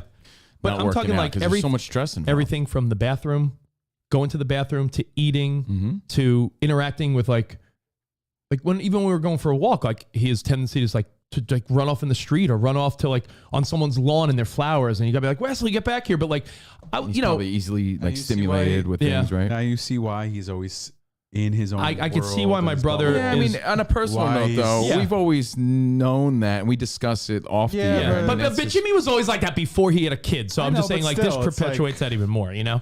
but when you see it, it's you different. like right. You like to judge based through your lens, but now Yeah. you see it a little bit more through his lens. Watching Jimmy and watching his day to day, it was, and then I fell in love with this kid. And when I left, he's like, "No, Uncle Rich, no go." He kept saying, "No go, no go," and then I wanted to fucking cry, you know, because I'm like, why can't I be in this kid's life more? I'm not moving to Maryland, they're not moving here, so I have to just accept the fact that, hey Jim, we got to FaceTime more. We got to somehow do something where I could see it's hard. this kid more. And he is just like, yo, and I tell you, like, you look at him, he's like the most lovable kid. And I got to see my brother with his son, and then my mother and I left to go back, and I did a little more while he was putting Wesley to sleep with his wife and stuff. They did a little early bedtime. I said, Jim, 7:30ish or so, me, Jim, and my mom went out to a little sports bar for a dinner. We had your mom must have loved that. She said it was her favorite time of the weekend, I only bet. because she goes every other part of it was so stressful. She's like the only Too bad like the Mets were canceled. the The only- could have been watching the Mets. the only Your mom would enjoyable have been in her glory. the only enjoyable part, sons. like as far as like The Mets. the only non-stressful part of the whole 4 days of this, the 3-4 days of this, was sitting down at the sports bar. I had a nice sandwich and some fries. We had a crab pretzel, which was fantastic. Sweet potato fries, No. crab pretzel. Oh, like pretzel and like a crab dip. It was crab dip on top of a pretzel. It was fantastic. Oh, God, I love Maryland. Maryland delivering with that. My mother had a shepherd's pie, which she How loved. far from your brother does your mother live now? 1.3 miles. Oh my God, that close? Yeah. That's a brisk walk. Mm-hmm. It's a brisk 30-minute walk. Wow. So, but I could see why I could also understand why my brother's like, yo, I'm fine with helping mom, but look at my plate. I'm dealing with a special needs kid. Exactly. I can't also be like, and my mother. Who also needs a lot of help. Yeah. So Now you get it. I see Jimmy and I'm like, I think Rich, everybody has known it. We haven't discussed it on the air because it's Jimmy's personal life, Yeah. right? We've known that. Rich has known that. I think what we're getting at is that it's much different when you see it. Like I think that's what it is. this is my brother, J Rock, who we all know. Oh. J Rock. But he sees my other brother. Like my other brother is so in his own world. I mean, he doesn't have, he's a kid with special needs, but he has 2 kids. They're older. They're very involved in activities and sports and everything. And my brother James is like, I never hear from your brother. He's fucking doing all this shit. I only hear from when he needs something. Or it's like, he's busy. Yeah. He works. He's got 2 kids. They're constantly doing shit, going places, having to take them in between work. So you don't understand how, bogged life down takes over, man. life takes over. And here So- I am just sitting around doing nothing. so we have honestly, a great dinner. Just me, my brother, and my mom, the 3 of us. It's very sweet. And we're just laughing, telling stories, and it was really nice. I think my mother really enjoyed just having dinner with me and Jimmy. Of course. And this is another funny part now. We get back to my mom's apartment, and I'm like, Jimmy, there's like 3 pieces of furniture that I need you to help me move up the stairs because I can't do it and mom can't pick it up. So I left like couple end tables and like a TV stand and like a bureau. Like just, we need 2 guys. Like, Mom can't do this. He's like, yeah, no problem. A bureau. We open the door, and after I just told you how much I love Jimmy and his son and brother, we start moving all the stuff. And I have the door propped, and Jimmy accidentally kicks the door. And now we're locked out of we left my mom's keys on the counter. And now at 9 o'clock at night, we're locked out of my mom's apartment. Shut the front door. And that's why. And that's why. The leasing office is closed. And that's why. What do we do? I'm calling. I'm like, Mom, do you have a number? What? She's like, all the numbers I have for this stuff are in the apartment. Is there a balcony or a fire escape? At this point, I'm like, all right, let's. Did you call that guy from the storage unit again? So we at this point, you need to come to Maryland. I find an emergency number on like I drove to the leasing office. I'm like, I'll be right back. I'm poking my head around. I see a flyer inside the door on the wall, and somehow I'm like, my instinct was like, oh, what's in there? And it's like, it was like leasing info, and at the bottom it was like, and for emergency calls, like 410, like, you know, some Maryland number. I'm like, oh, what's this? I called it and like, you know, what is it? A Cockeysville apartment complex services. I'm like, my mom just moved in, and they're like, all right, it might be an hour. So I'm like, an hour or so. But they finally, after sitting for like an hour and a half, this guy shows up, walks in, opens the door. They're like, all right, we'll be charging $40 on your mom's rent. I'm like, oh, serious. 40 bucks. I called the next day. I'm like, it's called a courtesy. You're going to give her a courtesy. $40? We waited an hour and a half for you to open the door. You're the late night guy. You're just sitting around waiting for these things. So we moved the last couple items except for my mom's china closet because it was in bad shape already. And me and Jimmy are like, we can't carry this. It's too big. And we had to convince my mom, like, yo, you know this china closet that you think is like really awesome? China. Just look at it. Like a big It's giant scratched. cabinet? Yeah, with like a glass and everything. Like, you know, one of those big ass, like, I was like, you have a cool, quaint little apartment that's cute. Does she have I China? was like, yeah, but there's no need for her to have it. When I tell you it's a china closet designed for like a big house, I'm like, it doesn't even fit. I don't even know if it will fit in your door. You're on a 3rd floor walk up. How do you know it's Chinese? And Jimmy said, yo, not sound like a weakling, but he's like, I can't. I'm not strong as you. I don't work out ever. Jimmy's like, I can't pick this up. He's like, I'm sorry, bro. I just can't. That's why. And I was like, Mom. And then my mom had an attitude. It was the last time my mom had an attitude. She's like, all right, then just throw everything out. I'm like, no. Why? Like, please tell me this. Is this a family heirloom? No. When did you get it? In the late 90s or Butch or something? I'm like, so it really has no value other than like you've had a piece of furniture. I'm like, sorry. She bought it at Siemens. It's got to go. In the 90s. So I threw it. We walked down the block. There was this like dumpster area where like everyone was dumping shitty furniture. Like it was like a gross little area. Like so I didn't know. So I went there. I'm like, Jimmy, let's push this thing out of the back of you. I'm like, 1, 2, 3. Like, yeah. Really? Yeah. And ta-da. That was the end of Thursday night. You and left her there. This story's She's almost on her done, own. guys. Did you wave? Like you know when you drop your kid off to kindergarten for the first time? Oh, yeah. This story is almost done. Have a good day, pal. So I wake up Friday morning, again, raining, shitty, cold. I spend the morning, we go to Walmart and the supermarket, and I make sure my mom's fridge is stocked. She got cans of food, and her freezer's got stuff. Like, you know, a few $100s of groceries to make sure she's good. But you forgot like a major part of that whole past story. So you had to assemble her bed. I did it all, yeah. Assemble like dining tables I did and everything. shit, Yeah, I right? had to put legs back on tables. So, Right. yeah, I did everything. So, I mean, that's a big part. It was a nightmare. Your mom, you know, obviously had to can't- sleep there. Yeah. So I go to Walmart, and then I have to do all these things. I go up and down every aisle at Walmart because you almost have to think in that way, right? Like, because it's like, well, what do you need? Shower curtain. No joke. Yeah. Like mats. little things that you forget. Like, all right, let's go down every aisle, up and down. Everything. Shower curtain, Toilet floor brush. mat, toiletries.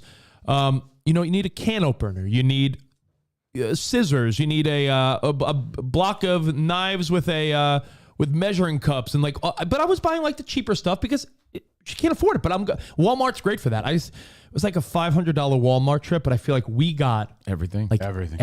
Nice. Like cheap pot, like $20, $30 pots and pans. But I was like, it doesn't matter, Mom. You don't cook much. You're by yourself. Like, these are good enough, and they're brand new, opposed to the shit. Like, when I tell you the kitchen stuff she packed was like, again? Mom, these are like, you know when like pots and pans get stained? I'm like, these are pots and pans from when I was a kid. Stop it. I'm sorry. You got to get rid of this shit. It had actually Aaron Lewis, a picture of Aaron Lewis. Yeah, stained. Exactly. Yeah. So again, this is just one big turbo story of my tale. So sorry if it lacks excitement, but oh my goodness, it was emotional. Friday morning, like I said, in the pouring rain, I go shopping, Walmart, all this. She is all set up. I go back in her place. I unpack all the groceries. I'm like, Mom, look at your kitchen. It's fucking perfect. Like there's your dish soap, your sponge, all your set cabinets have the pots and pans and plates. Your fridge is stocked. Your freezer stocked. So you're trying to hype her up. I was like, you got it all. By the way, She's Amazon. not as She's starting to get. If she ever needs anything, Amazon Basics is great. You can have like order on Amazon, ship it there. That's true. Amazon Basics. She doesn't even need to go to the store. Amazon Basics. Has I'm getting the everything you vibe need. though. You know, Rich is going out of his way to really make sure she's set up, and he's trying to hype her up about it. I'm like, and you got. you know why? I got new bed sheets, new blanket, new pillows, new pillowcases. Like we're talking. I got her fucking hooked up. When I tell you I use that smoke spray and all that to wipe down all her kitchen table and all the chairs and the cushions. I got this place souped up now. All that's in there is a bunch of her boxes. And I'm like, every day, Mom, open one box and slowly unpack it and wash off everything and you'll be good. Now, again, raining and shitty out. I go through all these errands, and at this point, I have to go drop off the U-Haul. And was it a one way, or did you have to bring it back to where you got it? No, it was a one way. So I had to find. You could drop it off at any U-Haul place, and Okay. I only went 4 miles over my allotted miles. Oh, good. That's not bad. Wow. They gave me 296. My whole trip was 300 miles total. I drove. Not bad. No, It's pretty good actually. so I bring it back, drop it off, and Did they look the other way? the Nah, only they thing I charged you. couldn't accomplish. I'm just trying to give you details, and I'll be honest. Like, I don't even want to tell the story anymore. But I know people are interested in the story. But I wish I could make it more exciting, and then I shit my pants. The only thing I didn't accomplish was my mother had 2 flat screen TVs, but when I tell you they were so dirty, she had a house fire. So things get so damaged. I'm like, I can promise you they probably don't work. Right? And I didn't have time to go 20 minutes away to the closest Xfinity store to get her Wi-Fi, her router and all that. But I'm having it shipped to her. And I'm like, Jimmy, just do me the solid and go set up Mom's Wi-Fi in a couple days. And I think on Walmart, I found like a flat screen, like a 40, 50 inch flat screen for like $2.99. So I was like, Jimmy, let's buy Mom a TV and just fucking call it a day. And we'll do that. I'll load it up with Hulu and Amazon and all that and Netflix. Only thing I didn't do was TV and internet. Besides that, like if I had one more day there, I feel like I would have got more done. But I feel like I got most of it done. You can't do everything. Jimmy and my I mom. mean, he had to go see Jake the Snake Roberts. Exactly. He did. Jimmy and my mom. I mean, you can't do everything. Jimmy and my mom drove me to the Maryland, to the Baltimore Penn Station because I was at that point headed to go see my friends in Morristown, New Jersey for that 80s wrestling event that I said I was going to go to for the hell of it. Well, hold on. Let's talk about the silver lining real quick. Your mom's set up. New life begins. I told her, your life did now is your better than it was. Due diligence as a son, right? So, I mean, Rich handled that way better than 90% of us would have. So I commend you for that, man. And I'm sure that wasn't easy. But again, another silver lining, you want to be such a bigger part of your nephew's life. Yeah. And he responded to you, which is like, that's incredible. I loved it. And I'm sure they loved it because like, oh my God, look how he's responding to Rich. It then made me feel though that I wanted to be there more though. But because now I'm like, you have more of a reason to because your mom and Jimmy are there. That is true. So again, that's kind of cool. That is true. So here I am dropping off the U-Haul, and I don't know how to describe it any other way, but listen, I promise you, as much as I am a cocky Mo sucker, I didn't do this for a pat on the back. Who spent the weekend in Cockeysville. Yeah. I didn't do this for a pat on the back. I didn't do this to be the great guy. I did this because I had to do it and it was the right thing to do for my mom. So you're saying you didn't want to do it, but you did it. Yeah, I didn't want to do it, but I did it. I wasn't doing. I'm not doing it for the pat on the back. I'm not doing it for the what a great guy you are. I did it because it's my mother and I have to do it. And one of my buddies told me years ago when I was hesitant to help my mom with something, he's like, "You lived a pretty remarkable, nice middle class life that your parents and grandparents gave you what you wanted, and you had a great childhood. You owe it to your parents." I'm like, God damn it, he's right. I could have told you that. Yeah, no, but I'm saying like.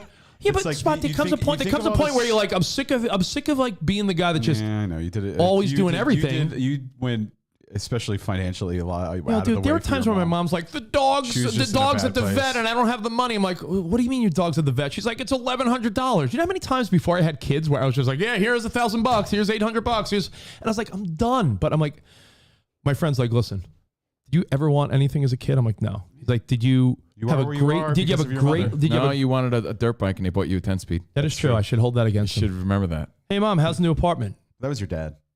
Yeah, I'll blame Greg. That was your father. And I really did it because I thought it was the right thing. And my dad, who never likes to really talk about my mom much, not because they're bitter, but he's like, listen, I just, Well, he doesn't. Your dad doesn't want your mom stressing Yeah, you he's out like- with he's her like- and problems. my dad will always say, "You have so 'Cause many it's- good things going on in your life, don't you? You and Right. Kavita, you have so many good things going on in your life." That's fair, though. He's of like, your if I dad could to tell feel you that way. two pieces of advice: be less risky in the stock market, and don't worry about other people so much. Buy magic shoes. So, my dad was even like, "I'm proud of you. You did the right thing." And I was like, "Man, for my dad to say that because my dad's the first to be like, don't you do too much, Mm-hmm. And he was like, you did the right thing." Do you now have a small glimpse into why I was so stressed and like crazy for a couple years? Of course. Of course Do I you now get it. see it? Yeah, of course I get it, Do you now Spot. see it a little bit? I mean, because you were cleaning out a house when well, first of all, when you knew your mother was not. Yeah, in the last The last year of her life when she wasn't doing well, then when she passed away, and then her house and your siblings, I could see all the drama and how stressful that was for you, right? Yeah, and it continued. It still does. So wait a second. The Now only- we understand Jimmy a little better. Yeah, I Now we understand my brother. Spot a little better. I understand my brother. I understand Spot. But you know what I also feel? I feel like sometimes you do these things and you have to just do them because you know they're the right thing. Like, I just feel like and Covino, I know you're cut from this cloth too. I don't know how to describe it other than Leather? Butcher's leather or your leather. Butcher's leather. I feel like when someone does something nice for Covino almost is like overly like, yo, thanks, bro. Oh, thanks, bro. Like Covino's very like, oh, like if you do a nice favor for Covino and you're his good friend, he's even annoyingly like, yo, bro, thanks. I'm like, yo, Covino, you don't got to thank me. Thank you. Like Covino's I want you to know I appreciate what you did.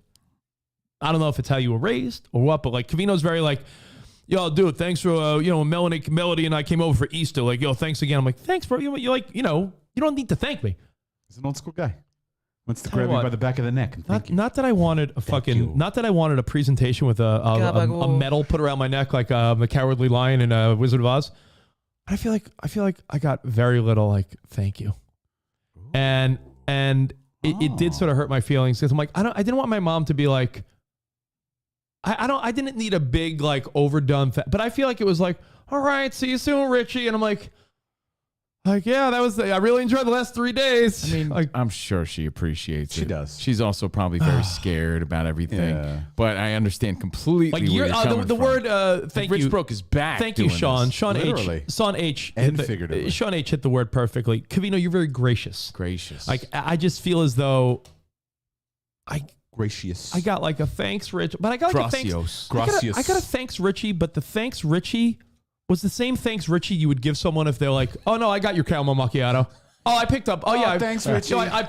Should like embrace you. I love you, Richie. I picked you up a sandwich at El Pollo Loco. Right. Oh, thanks. Yeah, I got like a thanks, Thanks, like Richie. I got like a thanks, like I was at Walmart and I picked you up some detergent because I know you needed it. Oh, that's thanks, that's the Richie. type of thanks I got, and that's why I was like, Thanks for moving me in. I don't know, but she's happy. I guess that's all. But it doesn't just matter. Yeah, in the big picture and in the long Let me tell run, you One day did the right thing, and that's it. One day, when the emotions are settled, yeah. she's in her place. She looks around. She's finally realizes how happy she is that she's moved. She will thank you. It'll happen. Yeah, I mean, trust me. Thank you for all you did, Richie. I just, Thank you. I didn't. I mean, she's not a very like emotionally expressive person. No, in she's general, not. Yeah, she's not. But I think one day she will say like, "Thank you."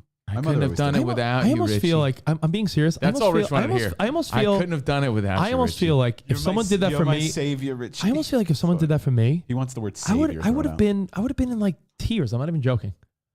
Like I feel like I would have like at one point like cryingly embraced the person. You're so wrapped up in HGTV world. Like you were waiting for like, when they see the big reveal. Yeah. Oh my God, what'd you do to my place? I mean, I do agree with Lisa. It's Rich was like, I'm a property brother. It's very embarrassing for your mother to have to, it's hard. Yeah, so she's got her own emotions. It's hard for the dynamic flip when you're taking care of your parents. I went through it as well. And I hate to keep saying that, but it's true. You see it and it's very hard to process at first. But I think once like I said, once the emotion's settled, you will get that. I just feel like I got the same thank you. hug. I feel like I got the same thank you I'd get if I was like, oh, I picked you up at Dunkin' Donuts. Like, oh, thanks, Richie. Like, I feel like I got that thank you for flying to New York, taking the red eye, letting her stay with me in LA for a month, doing everything I did. It was almost like a thanks. Getting her all that stuff, setting her up. So I leave. They drop me at the Baltimore Penn Station, which I'm sure Spot's familiar with from his travels, maybe to and fro. You ever take the Greyhound or the Amtrak so to the Greyhound station is in Baltimore. Is a little farther further. away. Yeah, It's outside. I've been on the train like once. I passed through. So never originated in Baltimore though. Always DC. Let me tell you something. Baltimore Penn Station's very nice. The Amtrak Or Union station. Is it Penn or Union Station? I think it might be Union Station. I think There it's was Union on the platform. Just so to define. Hold on, I sent this. I don't think I took this picture where when you take a picture to send on a text, does it show up? It doesn't show up in your pictures, does it? You got to go to that text message thread. Yeah. Okay, hold on, because I sent this to the Pulse crew because they all like Ron Ross and some of those guys live in DC. But on the platform, The Pulse on Sirius XM, which is my stomping grounds, SXM friends. my serious friends. I can't find it. It's no big deal. There was a pile of shit on the train platform. I'm like, is that a human or a dog? Like, I don't think people don't choose to take the train or the bus. but let me give you my experience. My train was delayed. It was raining. I get it, but it was delayed an hour. And I'm like, oh, now I'm sitting at a train station for 2 hours. So Spring for the Acela. It doesn't get, you start to get used to wait. I'm like, this is just typical. Of course, like this is on brand with my whole trip. Like an hour or so. I guess I get there like an hour before because I'm like, I didn't realize it was like a train where you could get there 5 minutes before. I'm like, what do I should get there like a half hour before? Are they doing some type of COVID check? Do I need to get my ticket? Like I haven't taken Amtrak in years. So I got there like a half hour early and it was delayed an hour. So I'm practically sitting there at 2 hours in a fucking train station. Miserable. With Sir Topham hat. Not the And a bunch of homeless people. And by the way, it's not the most savory of places. Yeah, of course not. Like a bus or train station. Smells like fucking rat piss. You go and use the restroom and you're like, why does it smell like homeless man ass in here? Oh, And that then rancid you realize man ass. there's a homeless man ass in the next stop. And EJ like hit us up and he is so Penn, right. Or New York Penn Station. I bought this Amtrak ticket the week of. And it was $140 one way. So expensive. If you book it like months in advance, it's like $40. But still, like trains, I don't know why they charge so much for a fucking train. But let me tell you, once I got on this Amtrak, Sarah made fun of me because I kept saying the word luxurious. Yo, Amtrak is beautiful. And I wasn't even, they asked me if I wanted to upgrade to the first class section. I'm like, I'm already paying almost $200 for a 2-hour train ride. No thanks. Yo, the regular section of Amtrak. It's spacious. It is, the seats are bigger than first class airline seats. They, like the space and the cleanliness.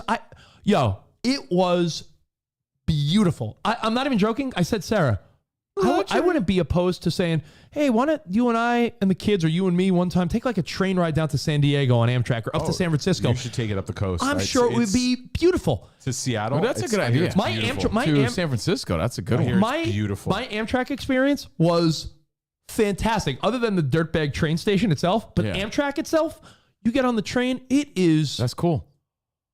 Chargers at like phone chargers and USBs at every little seat. Like it was stepped up their game. Yo, Amtrak stepped up their game. Was there a dining car? there was a dining car where people were sort of having beer and snacks and everything. So I guess I could say that I was unaware how Amtrak has really stepped up their game spot. And I could see where some of our employee friends that used to work in D.C., they would go to New York City once in a while for Sirius XM. Yeah. It was the easiest. If they took that 2-hour train ride, that was a really nice 2-hour. I took that 2-hour train ride, essentially. I took it to Newark. So that D.C., Maryland to Newark, beautiful train ride. And Justin Herbert was on the train? Justin Herbert? Yeah. You said Chargers? Oh, no, they were not Chargers at every seat. Austin Eckler was not sitting next to me. Nope. So that takes me to... Well, I had to wait till he finished his sentence. I know. I didn't want to interrupt. That takes me to Newark, New Jersey. And you know what? I love it. What a beautiful place. I'm gonna pick up the story. You mean my birth city? Newark Penn Station is the grossest. I'm gonna pick up my story from Newark Penn Station in a few minutes. I feel like we need I feel like we need to break it up with something else. I don't want to be 3-hour story time. So my dad does his route through Newark once in a while, and then he gets on, and all he does is like just shit on it and how bad it is. Newark Penn Station, because I had to take the Raritan Valley line from from Fanwood, New Jersey. Newark is a piece of shit. There's no direct, so you would always have to connect through Newark. Newark is a garbage piece of shit. It is a garbage piece of shit. And you know when you realize it. Newark, my God. And here's the unfortunate part about Newark for me personally. A, I was born there, right? B, it was once a thriving, beautiful city that just is now a piece of shit. So like our parents and older generations, like, don't you understand? This place used to be beautiful. Piece of shit now. It is gentrifying, but it went through extreme urban decay. Third, it's where you have to arrive if you fly into Newark Airport. So it's like, you arrive in this piece of shit place, and then if you were there with someone new, like let's say, hey, I want you to come visit my family, and you have to go through Newark. It's like, ugh. And then when you describe where you're from, because, hey, I'm from Union, New Jersey. People are like, where's that? Oh, well, you've heard of Newark, right? And then people automatically think that where you live in like a shithole because it's just that bad. It sucks. So you have to go from there to this beautiful luxury Amtrak train to piece of shit Newark, New Jersey. When I tell you, barf. I got off the train at Newark. I'm a monk. It's pouring rain out, dirty, gross. Probably like the worst members of society hang out at the Newark train station. Bet.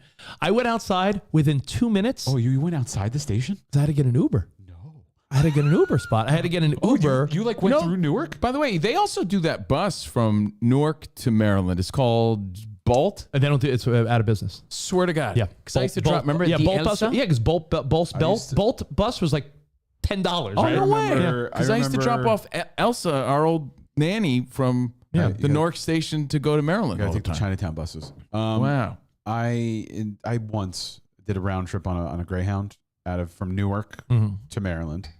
Refused to ever do it again. And you were a 20-year-old kid, and you were like, "This is gross." I'm like, "This is disgusting." I was like, "Never again." Oh, that's dangerous too. Drive me sucks. there and back. I'm not doing it. So I get to Newark. I have to go outside because I have to catch an Uber. But it's pouring rain. It's gross. It's glum. It's freezing. And when I tell you, I go outside, within 20 seconds, I hear two people yelling at each other and getting in a fist fight. I look across the street, there's a cop arguing with someone. Then I hear police sirens and a fire truck go by. I'm like, this place is like in like TV shows, they depict like the future is like shitty. Rich was like Tom Idiocracy. Hanks. He was like Tom Hanks in Big when he spends that first night in New York. You know when people are going through Biff's Future by the casino in Biff's Future where everything is gross? That's Newark, New Jersey. And my Uber driver keeps circling the block and he's like, meet me here. So now I'm standing in the rain because I don't have an umbrella. So he's like, there's a 7-Eleven diagonal from Newark train station. And then around the corner, I'm like, so here I'm getting soaked in the rain. I got my hoodie up. I'm like Pee-wee in Pee-wee's Big Adventure. It's like, because I'm trying to make sure I look tough in Newark, right? So I'm like, you got to puff your chest out a He little didn't have bit. a hoodie. He just put his collar up. Hey, white boy, what's in your backpack? We don't take kindly to strangers. It is rough. Tim Burton. It is rough in Newark, New Jersey. Yeah, man. My stomping grounds. Your stomping grounds. And That's where I was born, bro. You should streets check of out. Newark. By the way, you think Newark's bad? You should check out Elizabeth I take a 45-minute shithole for sure. I take a 45-minute Uber. by the courthouse. Jeez. A 45-minute Uber to Morristown, New Jersey. Now that's a nice town, bro. Now we're Morristown's talking. beautiful. 45 minutes to Morristown. Honestly, you should have taken the train. Did you ever think of that? You were in Newark. There's a train that goes from Newark to Morristown. Yeah, but then Spot, now, I don't know. There's a part, doesn't that come a party? Like, I already feel like. Morristown's nice though. So Yeah, I know. nice. I know what you're saying, Spot, but I'm like, here I am. I'm at Newark. Now I got to figure out, all right, what train? Let me look at the train schedule. New Newark Jersey is a Transit. hub. I don't know. There's a part of me that's just It's like, a hub. get an Uber. Let's get the fuck out of here. And this I hear you. I've I come, do. Spot. This is coming off of 3 days know, of moving but and I'm just Marianne saying and you could've locked out lived of it storage easier. units, throwing out stuff, locked out of apartments, emotional moments with my brother and his son. Like this, I'm like, And by the way, just when you think the story's going to get good, it's another emotional story of happiness yet sadness. Right? dude. So I'm emotional. Because Rich is going to see his buddies and they're going to go see their old heroes from the WWF. So I have this emotional day, emotional 3 to 4 days of red eyes and Marianne and storage and old pictures and, like Butch's bandanas. Butch's bandanas And his boots. and like, what am I going to do? And his What am I boots. going to do with Butch's leather vests? And I'm like, it's 3 days of straight up like, it's no joke, like 3.5 days of emotional drainage. I called Sarah one of the nights, like when my mom was like showering in the hotel. Yeah. I called Sarah and I'm like, babe, I'm not even joking. I think I'm gonna like cry. I think I'm like, she's like, Sarah's like, have a good cry, babe. I'm like, I'm about to have an emotional fucking. Good cry. I'm like, I'm about to have an emotional breakdown. I'm like everything about this. Because then I'm thinking to myself like, it's not gonna get easier. Like if you think, Good cry is funny. I'm like, I was like, thank you. I'm like, Sarah, it's not going to get easier. Our parents are only going to get older. Our kids are only going to get older. We're only going to get old. Like, I'm like, I'm putting a Band-Aid, no matter how you look at it, like, it's like the inevitable feeling of like, when you have a dog that's like 15 years old, you're like, yeah, it's impossible for my dog to live much longer. Like, in my mind, I'm like, it's impossible for this to go smoothly forever. Life gets tougher. So I call Sarah. I'm like, I'm about to have an emotional breakdown. I was like, and then I FaceTime and it makes me really realize, do I take for granted the sunshine of California and my kids and the joy that Emmy and Ben bring me? Like, I'm like, I'm so anxious at this point to be like, I just want to go back to LA, but I'm like, I have fun in front of me. Let me just take a deep breath. So I get to Morristown, New Jersey. Now, do you want me to keep going or do you want to break it up with something else? Because I feel like this whole show will end up being my story time. I don't mind. I mean, it's going to be out of sequence if I start talking about Canelo Alvarez. Yeah, that is true. We could save the news for the end. Hold on. My mom's texting me. Richie, I need Jesus, oven hold on. mitts. Richie, the bank will not give me my checking account number over the phone. Can you give it to me or ask Sarah? I'm at Lowe's filling out my employment information. I have orientation tomorrow. Okay, cool. Please give me my bank account number so I could be on payroll. Okay. That sounds like a scam. All right. Give me 40 minutes. Give me She might need it right now. 40 minutes and you'll be all good. If you want, go do that now, and this is gonna be the break. Nah, it's all good. I'm trying to think of this quote. I either heard it on Winning Time or Better Call Saul. It was about when life gets tough. How did it sound? Tough survive. Something about tough surviving. But I was like, oh, I made a mental note. Probably Saul and Kim Wexler, I bet. I think it was Better Call Saul, Oh, so yeah, it's not like season 4 or 5. John C. Reilly. But I was like, oh, I got to remember that. But it had to do with life getting tough and surviving. In this past week's episode of This Is Us with Miguel, fucking get out of here.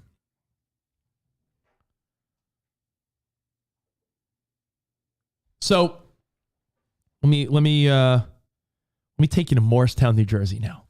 This is where it starts to get. But is this where Nice. the convention is? The convention, it was called 80s Wrestling Con.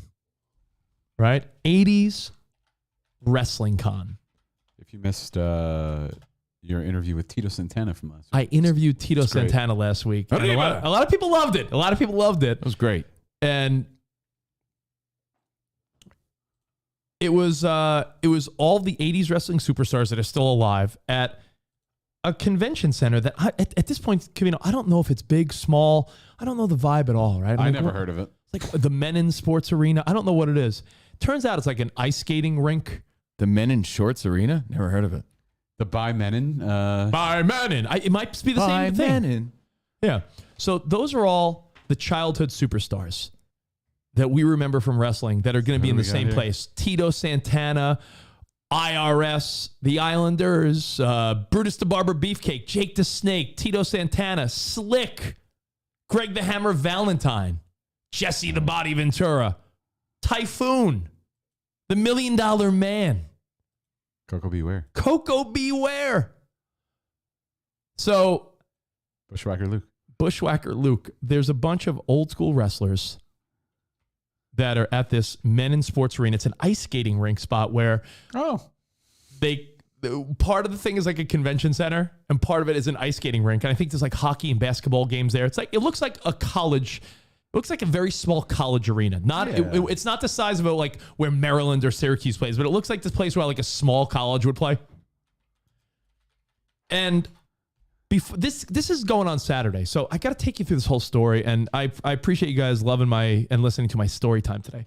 So I get there Friday night. It looks nice. So I get there Friday night. The Menin Sports Arena. There it is. By Menin. I get there Friday night. That's what I thought of. The highlight of my trip had to be Wesley, your nephew. Wesley, my nephew. Oh.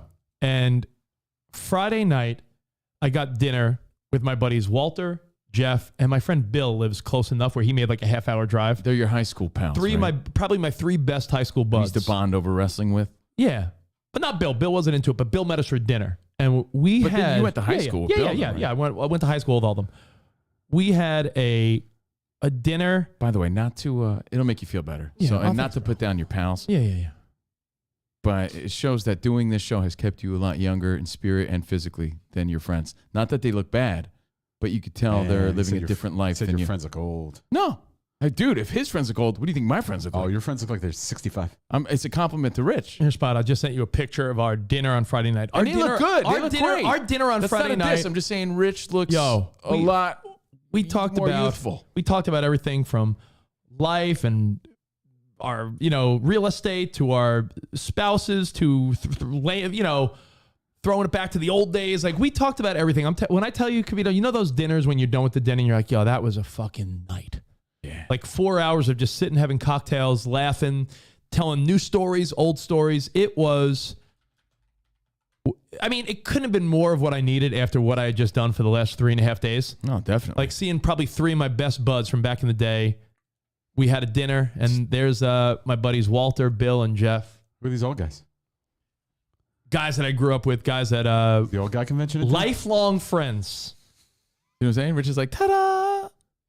And yeah, man, we're like, my buddies talk about one of my buddies is up for a big CEO job. My other buddy just bought a new house. Right. Like we're talking about like adult shit, but we're also laughing at the old days and I thought this was a guy wearing a sombrero. It's just a guy on a sports on a sports in the background.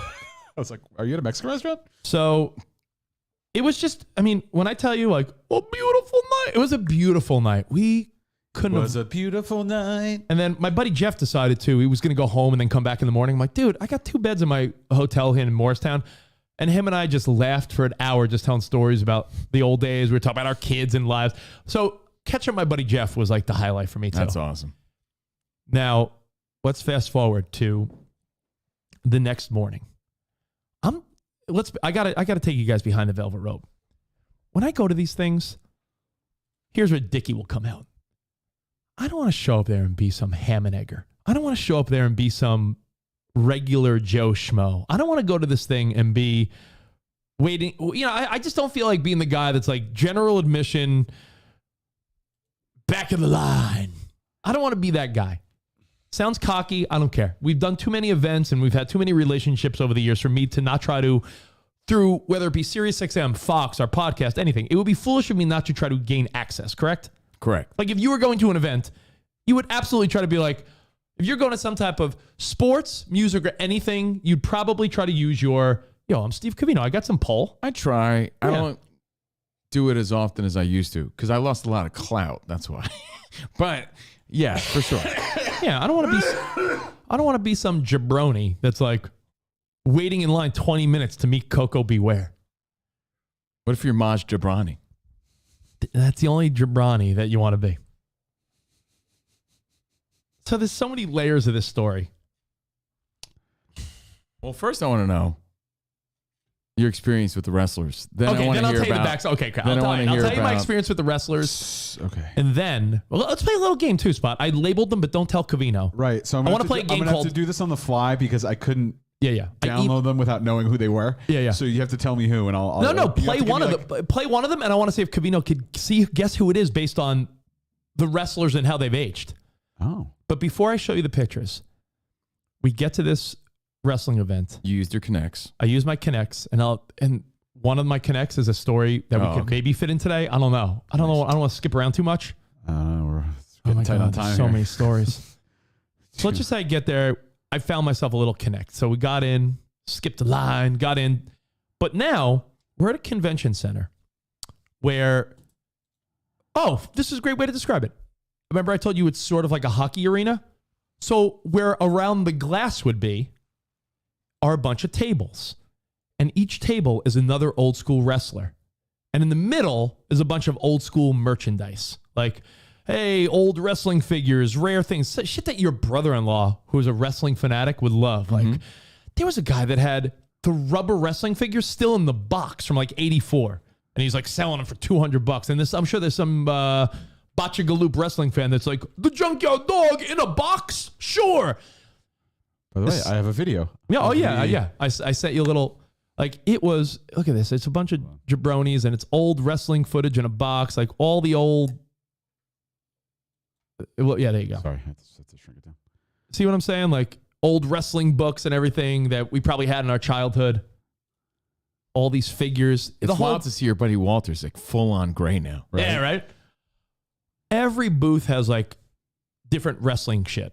It's fun. That's fun. Now, around the outside, all the wrestlers are sitting at tables. By the way, you realize all your pals are full on gray? Oh, I know. Yeah, that's crazy, dude. Yeah. My buddy Walter, who's in this picture from he Tier looks 2, great. I love he was Walter. on an episode of To tell the truth. last watched week. it. It was great. Yeah.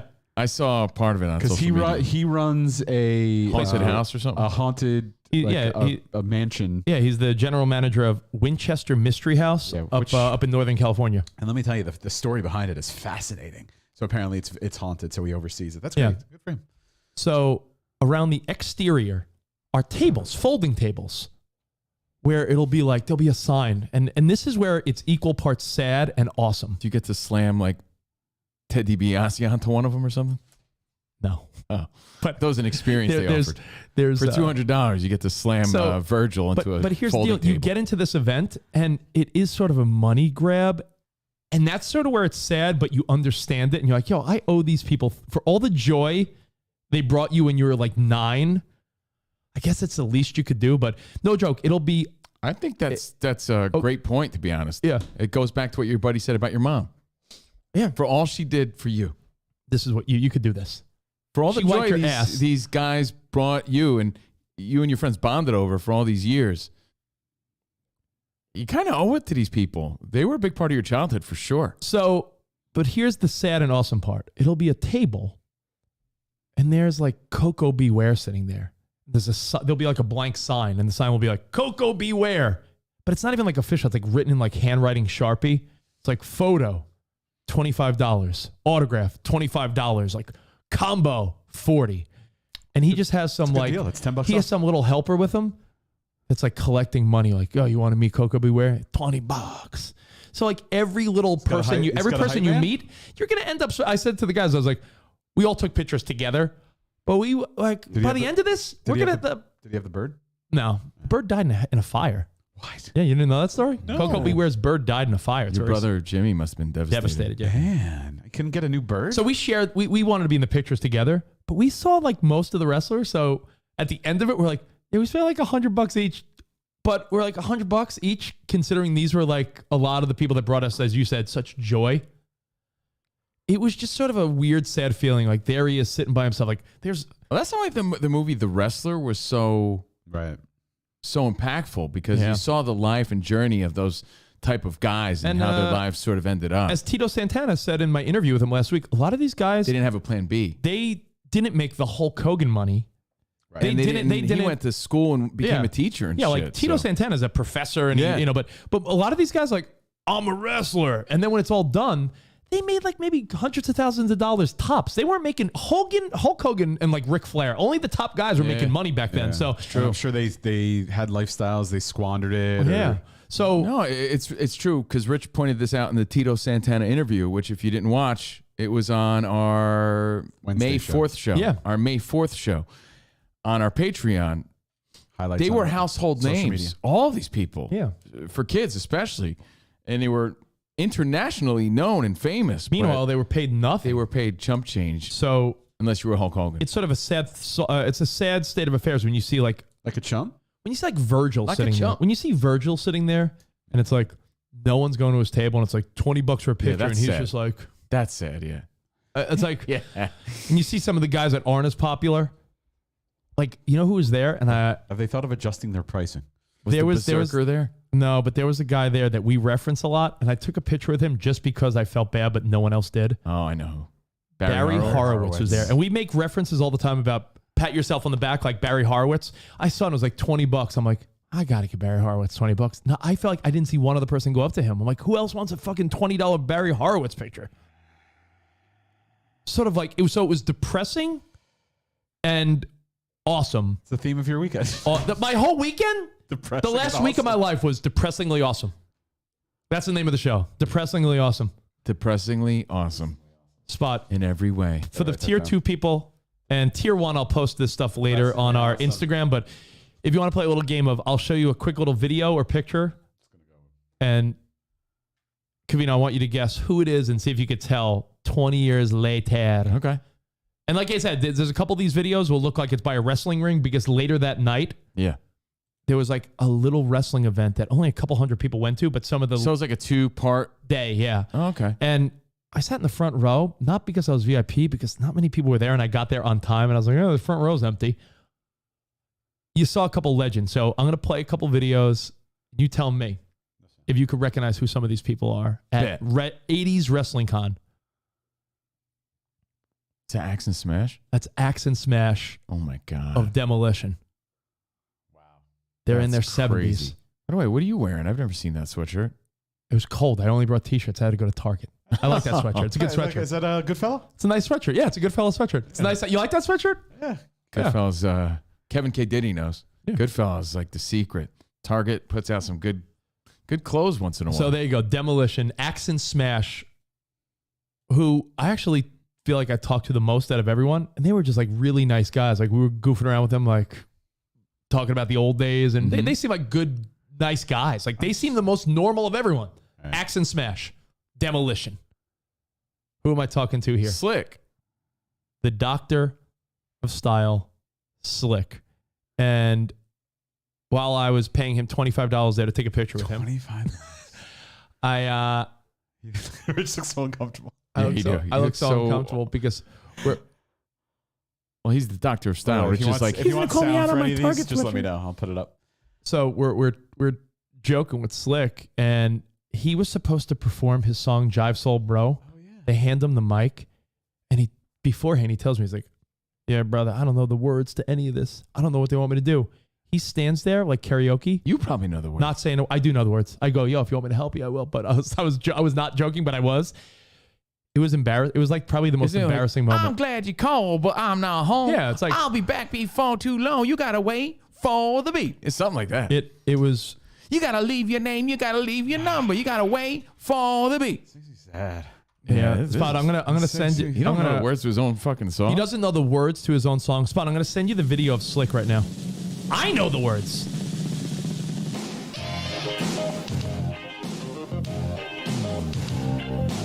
I mean, this was him. I remember this, of course. I mean, you know, told her quite a story. I said I love her forevermore. Like fans remember the fucking words. And he was a born. Get this. This is what threw me off. He was an entertainer for a living. And just because he got old, he doesn't even know the words to his theme, and he just sort of comes there in his big suit and he's like, I used to be slick. It's like sad and awesome all at the same time. You said that was the case for most of the wrestlers. Spot, I just emailed you a video of when they handed him the mic and they're like, yo, sing your theme song. When I tell you, that black he definitely stood cracked. there like deer in headlights. I'm like, this guy was a national, international, like, performer. That is under the category of depressing. Awesome. Of my depressingly awesome weekend. I was like slick. Well, I mean, That was it. no, Those were Rich's New Balance. Sweet shoes. Gotta work on your camera work. Yeah, Rich. no, I think I had another one, but that's fine. It just, you could tell he was just standing. He doesn't even know the words to his own song, and it's like, it was a bummer. Throw another one or two up there, and we'll carry it. We'll move along. I don't think I want to. This is like By the way, the story gets worse. each one because- is making me sadder. Rich has another story about a friend he saw there. Oh, it's so terrible. Like each one is making me feel worse and worse. All right, it's a depressingly awesome Covino and Rich Monday. It really is. Next one, see if he could recognize what WWF superstar from back in the day. Oh, that's Barry Horowitz. That's Barry Horowitz, and I'm like, all right, let's pat ourselves on the back. My buddy Covino and I joke about it. He's like, what do you? He almost was like, what are you talking about? I'm like, I don't know, your whole gimmick. He doesn't even do it. Yeah, He's holding his shoulder. it was like $20 for that. He's like, oh, my I was like, here's $20. Pat your back with me. I'm a rotator. He's like, oh yeah, pay your back for Friday. I was like, Barry Horowitz. Oh yeah, good to see you. Do you remember like when you were a not popular wrestler and the only thing people remember is that it was like you would always pat yourself on the back? I was like, can you do that? And he's like, yeah, I guess so, kid. Fuck out of here. Fuck out of here. Fuck out of here. Rich was trying So hard. Rich was like, yeah, me and my buddy Covino. He's like, all right, Covino, have a good one.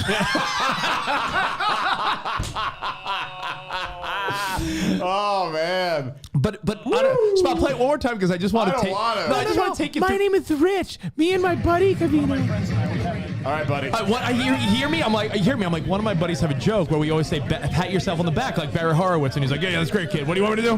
$20. Fuck out of here. It's like when Rick Cerrone blew me off. Oh man, Bro. Yeah, you hear me in the video. I'm like, me and one of my buddies have a joke about patting you. Like, yeah, pat yourself on the back. Yeah, $20. My buddy, I remember those. Yeah, $20. What about my back? Your whole thing, like what's slick for getting the words. I'm throw like, my back Barry in, Horowitz, 1995. the only thing people would remember was when they introduced your name, you would always. Fuck out of here. if you didn't follow wrestling, Rich was basically reminding them of their own gimmick. It's like telling the Red Rooster, like, remember you used to be a rooster? And like, I don't know what you're talking Remember about. when you used to have red spiky hair? Oh, I guess I did. Oh yeah. Like Barry Horowitz. Remember when you would pat yourself on the back? Yeah, $20. No. Yeah, here's a 20. $5 You would a think pat. that's the only thing that he still I remembers. can't even find my picture of Coco Beware. This is the funniest story. My buddy Walter. Coco Beware didn't have a sign. So my buddy goes, hey, Coco, what's going on, man? He's like, hey, what's up, guys? And Coco smelled like, when someone was in the shower for a couple of days and they got that like stank? Coco got a little was stank. unaware of a stank. So Coco got a stank, and Walter goes, hey, Coco, we want to grab a picture. Thanks for everything. The thing we'd like to say was like, thanks for making our childhood great, guys. Yeah. So, hey, Coco, thanks for making our childhood great, man. You really have great memories. Honestly, with all sincerity, you're the man. Hey, we want to take a picture. How much? My buddy Walter takes out a wad of 20s, and Coco leans over and he's like, $40. Like I was like, so the rest of the time we're joking with my buddy that he got had by Coco Beware. $40 for a video and photo of Coco Beware. It was cringy at times. Spot, hit the next one for people watching. I feel like they're getting more out of this, but I'll post pictures later at Covino and Rich at Rich Davis on Instagram.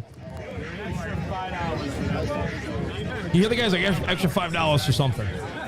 Who's that? Oh, that's the actor from Harry Potter, Uncle Vernon. All right. What's his name? Oh no, that guy died. Who's this? Oh, I know who it is. The $1 Million Man. That's the $1 Million Man. my God. And to the left, who's that? Pause it. Who's that? to the left? Who- Dang, in I the- don't in the black, recognize like, that shirt. guy. $1 Million Man. I can't recognize him, but I can't believe that's Ted DiBiase. Holy shit. That's in the Adidas jumpsuit. That's Ted DiBiase. Yeah, that's Ted DiBiase. $1 million man. He went from fancy suits to Adidas tracksuits. Who's that guy? That's IRS. Oh, I wouldn't have got that one. He doesn't look Ruben bad, R. Shyster? IRS. No, yeah. Now I see it. Dang. Where'd he get all that money? Man. Everybody's got a price. I tried to have him say it. Wait, hold on. Pause it, Spot. Pause it. Oh, sorry. I had the $1 million man. I go, Yeah, can you everybody's got a can, price. I go, can you give us a everybody's got a price? And he started saying it, and his handler's like no, like that'll cost you more, or so, like something so saddening to me. But Spot it, play it at the end. You see my friend pull down the camera, like, yeah.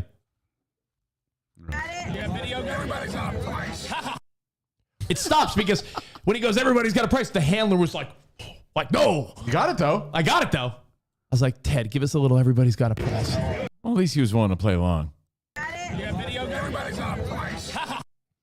You know what's also sad about this? I mean, it's awesome, but it's sad. Awesomely sad. There's a freeze train. I'm going to Here's leave it a up like guy, that for the right? rest of the day. Here's a guy that would perform in front of a sold-out crowd, In front of and now there's like no one in the seats. in front of 25,000 in front like of the Garden. 90,000 people at the Pontiac Silverdome. Yeah. In front of hundreds of thousands of people worldwide. Now and there's not one ass in the seats.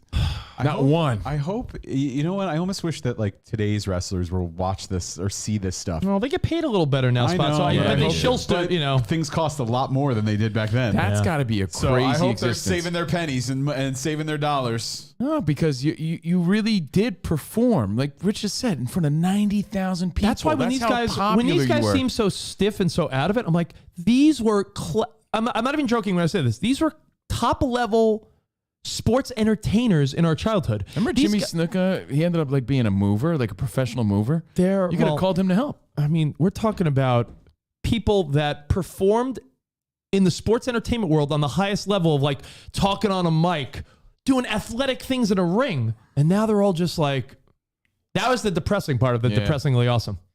Spot, hit me up with the next one. Let's see what we got. Hang on.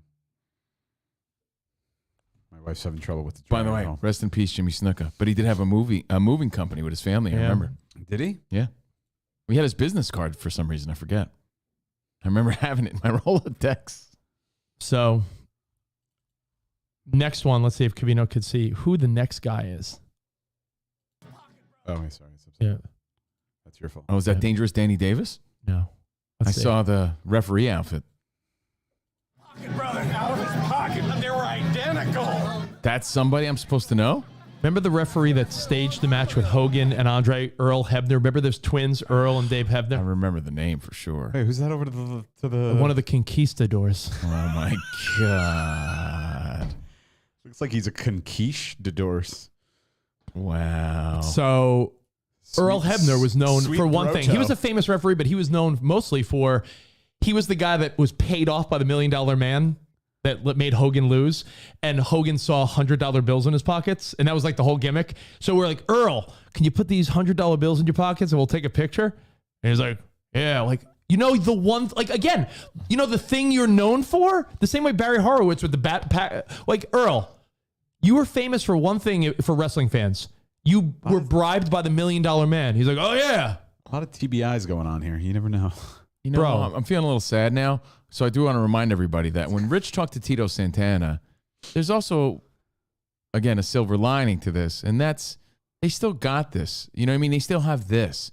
So we're looking at it like, oh, but from their perspective, they might be like, yeah, this is great that people still care. Oh, by the way, You know, because they're Hebner- living, most of the time they're living like normal, boring lives, but they still get to relive some of that glory every once in a while Hebner. on the positive side of things. Hebner was the referee also during that Montreal screw job when Bret Hart got screwed over.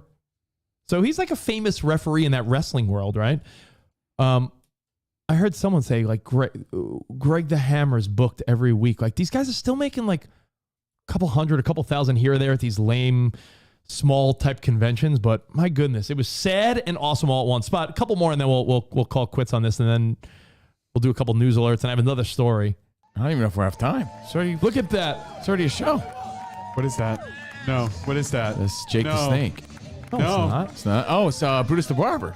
Oh, my no. God. Oh, no. Brutus the Barber got old. Holy shit. We had him on our show. I know. Look at him. Look at how. Look We at had how he's Brutus moved. the Look at how Barber he's- on early on. He was not in that bad He of couldn't shape. get up into the ring. I mean, then again, their bodies took a beating. Oh, jeez, that sucks. Yeah.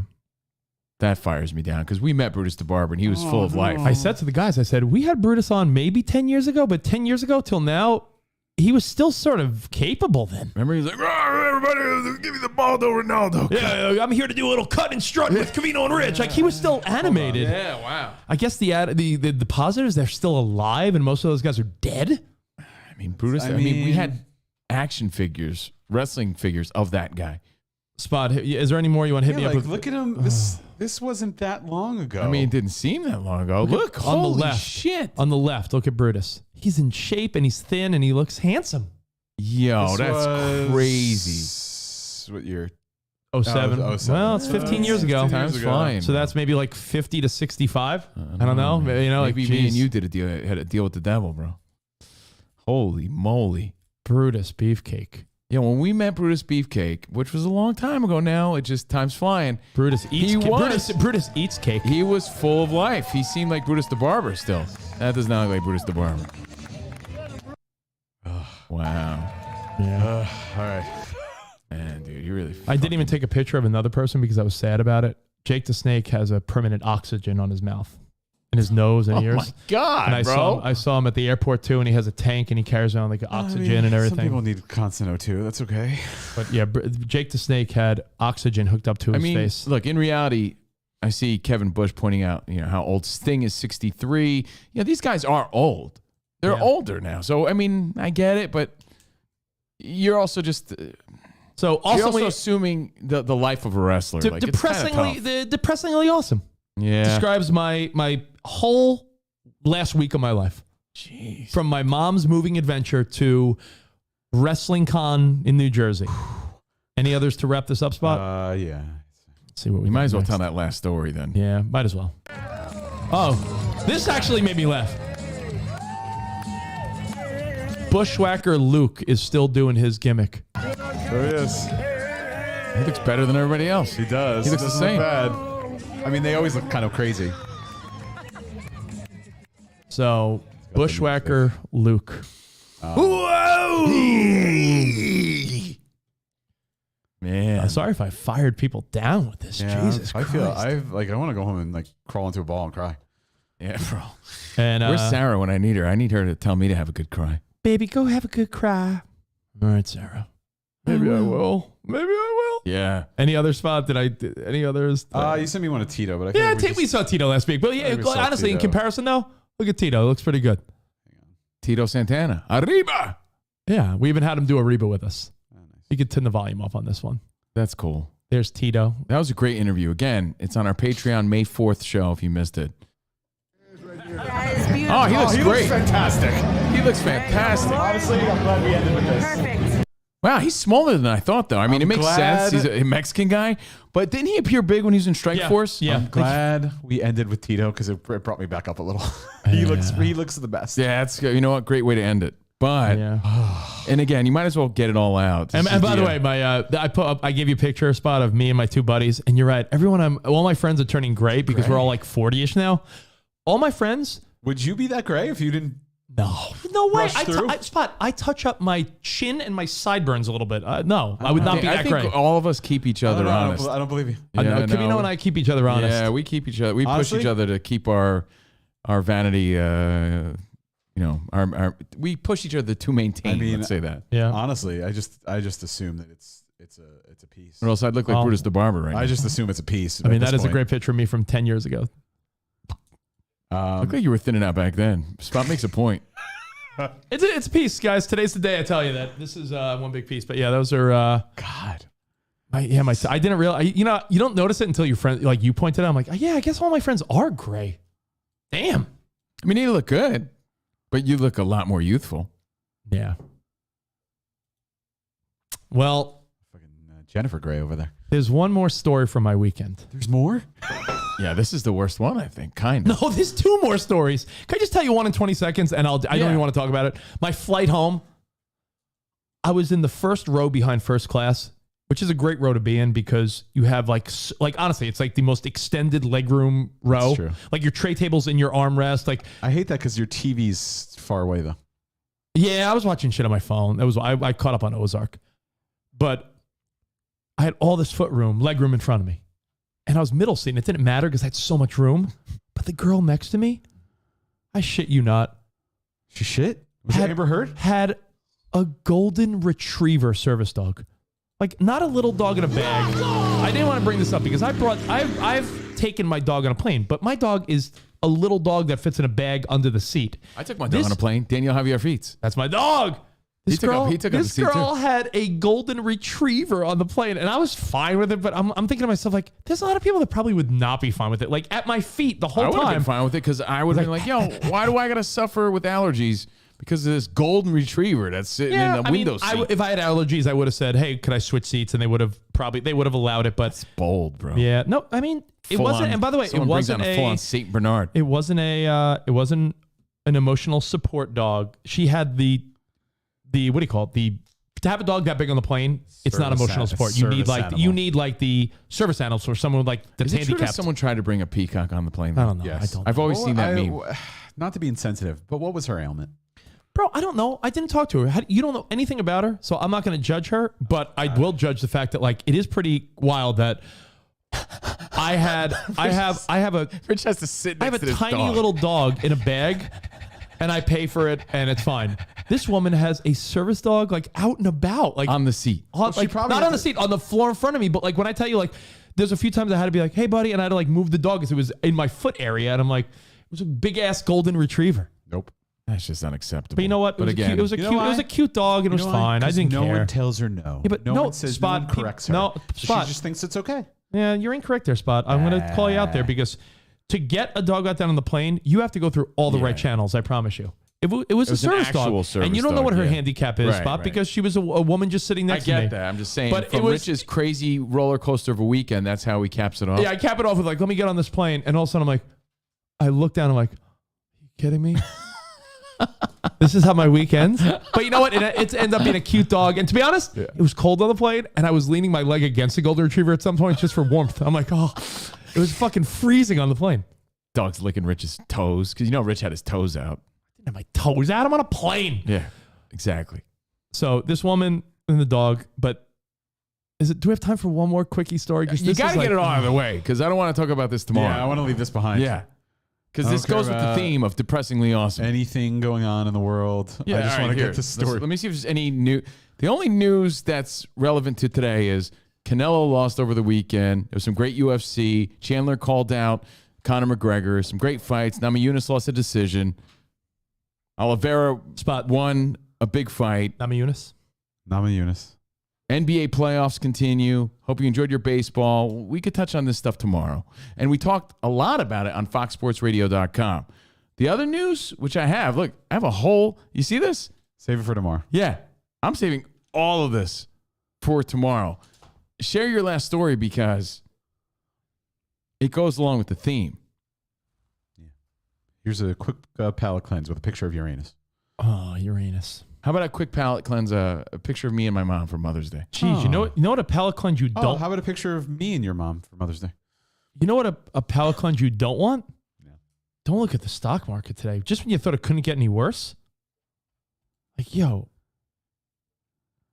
Sorry, was this photo pieced together? Do you remember like a month ago I said, oh, Amazon's under $3,000? I may pick up some and I didn't. Yeah. Amazon's almost $2,000. Wow. I have to jump on. Why are we not categorizing? When is someone going to start using the word recession and depression? Because I'm using it today, listening to your stories. If large cap and stocks, talking about your hairline. well, I have to go along with the theme of depressing. Yeah. Why are we not using the term recession and depression when large cap stocks and cryptocurrency, the Bitcoin's down to 30 grand? If the world is financially, what do you mean large cap? No, stocks.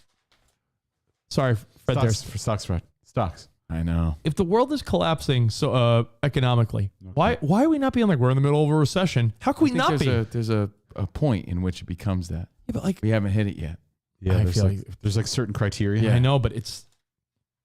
I'm what's the criteria? If the criteria isn't stocks being down 20%, then what is? I'm sorry, 50%, 70%, then what is?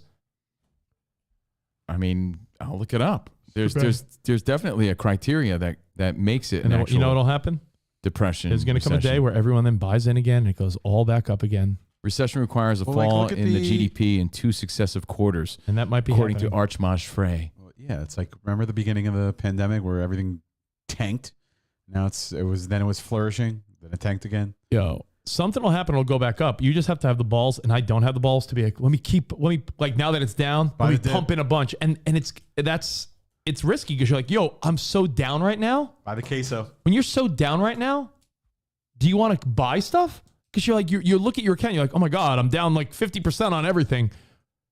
You probably should though, but then you're like, well, keep going down. It's the worst. Can't get much worse. Hey, It can't. keep printing money. We'll be fine. It can't get much worse. When I'm Keys, like the bubble hasn't popped yet. It has. It's been going down. If it goes down any further, all these companies will go bankrupt and the world will explode. Right. Well, now you're really firing me down now. So anyway, we hope Can't you go had a down. happy Mother's Day weekend. There you go. There it is. There's me and Hortensia back in 1970 something. What a looker. Picture looks like it's 105 years old. What you find it in Rich's mom stuff? Speaking of dogs, I think there's a wine Other around. old documents? See that in the background? I think it's a wine-a-rammer. See that? What'd you call? Behind my What'd mom? you call me? What is it? Behind my mom, you see a poncho that she Yeah. was probably wearing. I see that. And a dog right behind. Isn't that a dog? Don't you see the dog's coat? Oh, I thought that was like a chair. It looks like a dog to me. I know they had one. So. Yeah. And that's me. Right there. And what's crazy about the picture is I'm built the same way now. Belly sticking out and yeah. everything. Oh, yeah. Yeah, so that's That's me and very, my mom. that's very Is Steve this, Covino. is this the part that hurts today when you laugh? Yeah, right there. That's the part that hurts. So happy Man. Mother's Day to Hortensia, to all the moms, to Marianne, to Phyllis, all the moms out there. We love you. Thank you. Love my mother. So that was the weekend. Fights, Canelo. UFC, winning time was fantastic. Canelo lost, huge upset. And Kentucky Derby, Rich Strike, The stock market. stock market. And we'll talk the other nonsense tomorrow. But again, we did touch on a lot of the fight stuff and everything else that happened this weekend on So foxsportsradio.com. So the depressing. last story of your depressingly awesome weekend. Oh, Marianne moving, stocks, wrestlers. You know what the saddest part of the story was to Ian Kennedy? When he threw Butch's boots away. Yeah, he would. I could use those. The vests, I'm sure. Yeah, the leather vest. Yeah, vests. it's like, I can't believe leather vest. Depressing. Throwing out Marianne's stuff. Realizing that I really want to hurt. Realizing I want to spend more time with my nephew. That really hurt Ian Kennedy's Rain, heart. bad weather, old wrestlers, the stock market. Sorry, guys. Yeah, man. Fuck, dude. You're really firing me down. So I guess the best way to tell you this last story of annoyance is quick. As I was trying to gain access to this wrestling event, once I got there, you know what I realized? You didn't need it. There was no access needed. I didn't know if it was... I didn't know what the whole setup was going to be. I didn't know it was going to be like a whole thing of athletes and wrestlers that were like $20, $40, $20. By the way, the only person that probably made a ton of money, Jesse Ventura was there. And he was charging $100. Did you ask him about General Smedley I Butler? didn't talk to him. He was charging $100 for an autograph or picture, and he had the longest line of everyone. You forget that he's become more of just an old school wrestler. He's a politician, a conspiracy guy, everything. So Jesse Ventura, no joke. Like when I tell you, Jesse Ventura made tens of thousands of dollars in a couple hours because there was a line around the whole arena to meet and greet Jesse the Body, and he was charging $100 a person. So I was like, 1, 2, 3, 10,000, 1,000. Like I'm like, yo, Jesse Sure, he Ventura splits made it with money. somebody. He Yeah. has to pay some sort of commission, I'm sure. Yeah. That's cool. All right, so before you move on. Did you just go hooah? Hooah! Jesse Ventura was the league leader. By far. Who And the was $1 million who man. was the weakest? Oh, they had a couple guys that I never heard of that were like the jobbers. That, Oh, really? Yeah. Like Iron Mike Sharp? No, like guys that you don't even know. That was like, this guy was wrestled for a minute. And yeah. Wow. So Is that Uranus? Yeah, I want to be in front. I want to be in front of Uranus. Spots in Uranus. good. I want to be in Uranus. There. Fuck, can you tickle Uranus? Nice. If you're not watching. Spot has the actual planet Uranus. I'm Yes. in Uranus. So No, I'm on Uranus. while we're trying to figure out this wrestling thing, again, once I got there, I realized truly there was nothing I needed access for because it was like sort of an open convention. I thought, is there a VIP thing? Is there some type of access? Like I was like, is there something where I could chat with the wrestlers, not wait in line, do all the, like what could I do? I'll pay for it. I just wanted access. I quickly learned that I really didn't need access. But as I was trying to figure it out, I found the guy who ran the whole thing. hit him up on social media. Him and I communicated. He was the guy that got me the Tito. He said, hey, you want to interview Tito to promote this thing? I said, sure. And I was like, by me interviewing Tito. You know why he offered Tito? Because Tito's the most normal guy. Yeah. Because if you were talking to Barry Horowitz or Slick, they wouldn't know what was going on. Yeah. So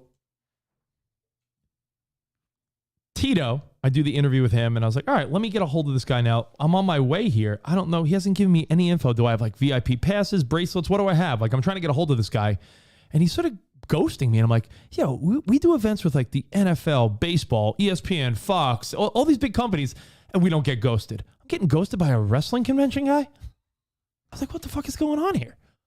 So I look him up. My buddy goes, oh, the guy you're looking for, he's on Facebook and he's been posting stuff. So then I was like the little detective. I'm like, oh, there he is on Facebook. I didn't friend him, but I'm like, let me see if I have mutual friends. I'm like, oh, weird. I have 2 mutual friends with this guy. LaGreca, who does the wrestling show for SiriusXM, Dave LaGreca, who's a great guy. He says hello. I saw him. Nice guy. Hey, Dave. Hi, Dave. Dave LaGreca. And let's just say it's Big Giants fan. Let's just say it's a girl that we both knew back in the day. We'll call her Emily. Emily. Good one. Fine. Emily. I remember Emily.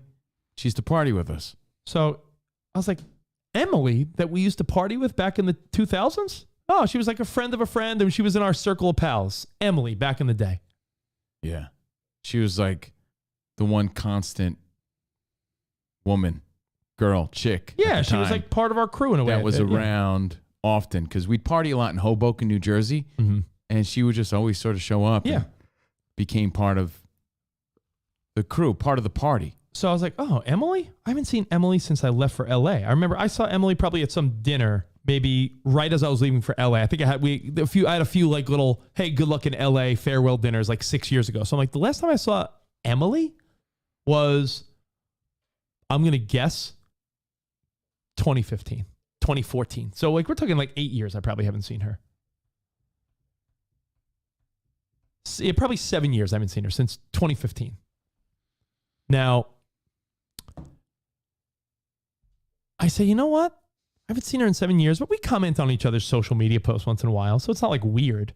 So I texted her like, hey, I see that you're friends with Johnny that runs this wrestling thing.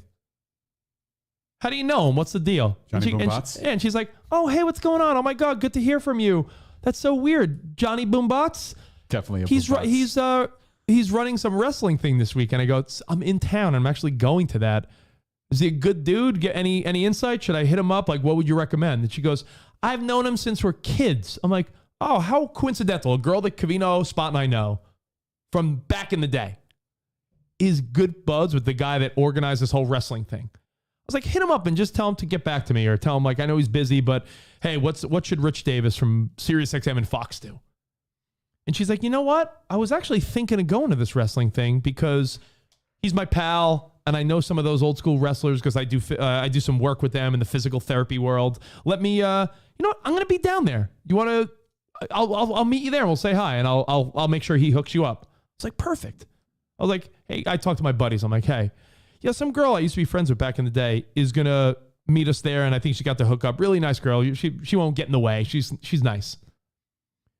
So she had like that, she's the cool chick sort of attitude, right? Yeah, that's what, which is why you and I knew her back in the day and we were pals. Right. She would party. She was just a good time. And without getting too dark and disparaging here, we see her and yeah, she helps with a little bit of access, but really not much. Like she's like, she knew the guy, but the guy's like, oh, hey, what's up? Okay, you didn't need it. I really didn't need it anyway. So now I'm like, well, now I invited someone else into the mix when I really didn't need to. Like, it was nice to see her, but I didn't need to see her. And this was a reunion of you and your childhood pals. So I'm like, all right, hey, what's going on? All right, so like, all right, like, it's like $20 to get into the thing. So she helped us get like cover. So I'm like, essentially. By the way, warning, this story takes a really hard left. So get ready. So I'm like, all right, she helped us get like the $25 cover charge to get in the arena. So I was like, well, that's thanks for that. But if I knew that the only access she would help with was the $20 cover into the event, I probably would have been like, hey, nice. Yeah, I hope you're well. Like I wouldn't have been like, yeah, sure, meet us down here. Because I didn't know what the event was going to be like. She's fine the whole time. We're laughing. She's getting along with my pals. Seemed like the same old Emily. Seemed like the same old Emily. Good to see her. And up until this point, it was good to see her. I was like, oh, that's cool. My friend's like, oh, your friend's cool. She's, she's fine. Whatever. It wasn't, when you're hanging out with your buds, you don't want that random outsider in the mix. You're like, yo, we're trying to catch up. But she was cool. She seems to know the wrestling world. I guess her and her family and siblings probably watch wrestling. So she was like, sort of like, got it. In between the convention and that wrestling event at night was like a 3-hour window. My buddies are like, yeah, there's a bar pub down the block. We're not driving right now. Kind of window, like a Florida ceiling window? Yeah, Florida ceiling window, yeah. 3-hour Florida ceiling window. It's like, let's go get some drinks and appetizers. So we went to a bar. Long story short is that we all had, I would say, Too late. 3 hours later. Long story short. Jesus Christ. How could you even utter those words? Do I have to pay you guys today for this? Like a therapy Honestly. session? Like, do I have to pay you guys my copay? Please. Honestly, I didn't even have to show up today, to be honest. I could have run this from home. Yeah. Man, I should have just came in my pajamas. I told you we could have broke it up. No, because it's in a long, like Spot said, like, this has been a long build up and it was a long weekend. That's why we jumped right into it. Yeah. I knew Rich had a lot to talk about. It was a very long build up, but not a disappointing drop. Like I'm like Marianne, intrigued. the wrestlers, everything. Just a fucking disappointingly awesome week. Now, we get drinks and appetizers at a local bar in between the events. Basics like a little flatbread pizza, some some dips and stuff. You having some appetizers, and I know exactly what we had. One of my buddies who was driving had like 1 or 2 drinks. The other people, I had 4 cocktails. So we're talking 4 drinks. Which Rich earned those bad boys. 4 drinks, Pretty good. 4 drinks, not going to knock you on your ass. No. We'll give you a little buzz, but nothing crazy, right? I could tell that. How many edibles did you have? No, edibles is not something I get high on. Edibles is something I take to relax at night after the kids go to sleep. I don't use edibles as a get high thing. Okay. It's a sleep aid. So I could see that Emily, as we're calling her, just seemed like out of it. Like, I know she was talking about she had like an injury, and I knew that she was on like some type of medication, whether it be a painkiller or something for a shoulder injury. Well, I remember just seeing through social media she had medical issues at one point. Yeah, and that sucks, right? I don't know if she should have been drinking with maybe the concoction of what she might be taking for other ailments. But when I tell you, like 0 to 60, I felt like I was dealing with like a drunk 20-something-year-old. And then I'm looking at my buddies. We're like, hey, let's drop you back at your car. What are you doing? And she's like, I just want to get out of here. I'm like, we can't let this girl drive anywhere. Didn't you say her phone died and like she flipped a switch? Her phone died and she's like, now my phone's dead. I just want to go home. And I'm like, what the fuck? And my buddies, she went from fun loving. She went from fun to like flip the switch to like angry drunk. Meanwhile, Rich hasn't hung out with this person in a long time. And my friends are like, Rich is like, my what's friends are going like, on? oh, she's delightful. And then like that went from delightful to like Nightmare. where my phone died. I just want to go home. I hate this. Like what the fuck is going on? And she's like, just drop me at my car. We're like, then I have to, after everything I've went through the whole week, now I have to do the whole, listen, Emily, I can't in good conscience. Conscious. Yes.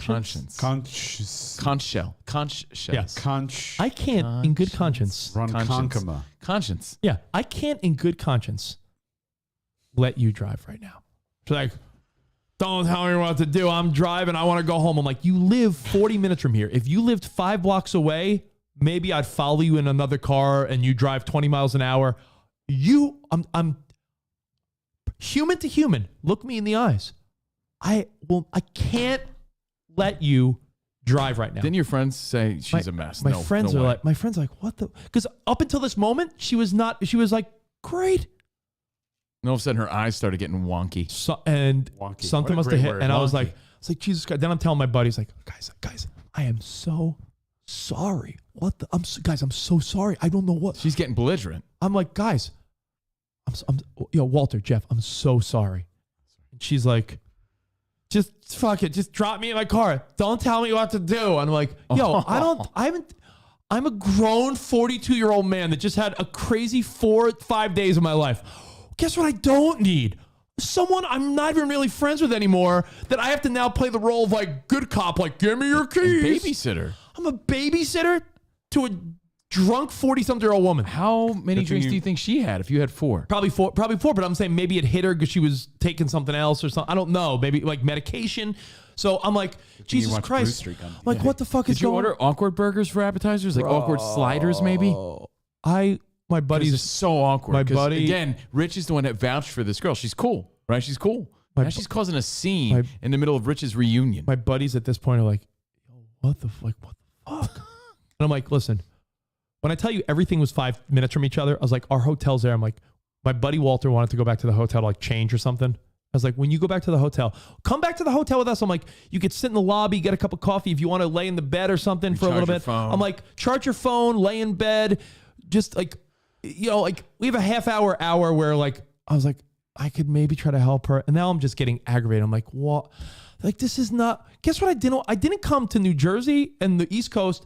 I came here to help my mom move and see my buddies, not babysit a drunk 40-year-old. It was the I have most. so many questions because I'm wondering, you know, the last time we partied with this girl, we were like in our 20s and everybody was sort of fucked up. So 'Cause your we'd be out there Covino's drinking. thought is we were always all fucked up, but now we grew up and maybe she's still. Some Like people maybe she never- was some always people like never that. grow up, though. Yeah, but maybe she was always like No, that. you grow out of it. It's a phase. It's a youthful, fun. And then I thought to myself, maybe she doesn't drink Thing. with her friends much anymore, and like maybe she's more of a homebody now, and like this was her. Oh my God, I haven't gone out in like a year, and like it unleashed. That's what I was thinking. And then when I tell you, I'm just thinking maybe she was always a mess and we didn't notice because we were always like drunk around her. my We, buddy, like I said, we all did it together. I went in. but we all grew out of it. I went into the hotel to get her a cup of coffee from the lobby coffee machine and I got her like out in the coffee in the lobby. They had like Nutri-Grain bars and coffee. So I'm like, let me give you get a little food in your system. Here's a coffee. And I went upstairs I want to brush my teeth and just freshen up. And she sat in my buddy's car. My buddy's like, I'll sit here with her. Don't worry. My buddy's super compassionate. And he's like, I got it. And in the 5 minutes that I went upstairs, the switch then sort of flipped back where she's like, I'm so sorry. Like, you guys hate me. You guys hate me. And they're like, we don't know you. And I'm like, we go back to the arena. We drive the 5 minutes back to the arena. By the way, and pause. You know what else is a possibility? People start losing their mentals as time goes on too. You know, so you don't know what makes this woman tick anymore or what sort of trauma she's been through. What do you mean they're mentals? Dude, she's flipping switches. Like, you don't know what sort of yeah. shit she's... Oh, and she's I'm like, yeah, like, we knew her when she was a fun-loving party when I chick. tell you... She may have, like, gone a little, again, wonky along the way. We went to... Well, I don't know. So we go back to the sports arena. And by the time like I said, it was probably, I don't want to exaggerate. It was probably 1 hour of my life that was awkward, but that 1 hour of where she was like, my phone's dead. I hate you. I want to go home. I'm driving. Don't tell me what to do. I'm like, what the fuck? You're in the Twilight Zone. I'm like, how am I, what? No. And my one of my buddies was like, This is listen, depressingly you're awesome." admirable, but he goes, does there come a point? And I'm like, I can't, man. He goes, is there come a point where you're like, fuck it, if you want to drive. I'm like, no, because I'm thinking of other people on the road. I can't. Yeah, you can't. I can't. I'm like, you can't in good conscience. I gave her 2 cups of coffee Conscience. and I said, you're going to sit at this arena.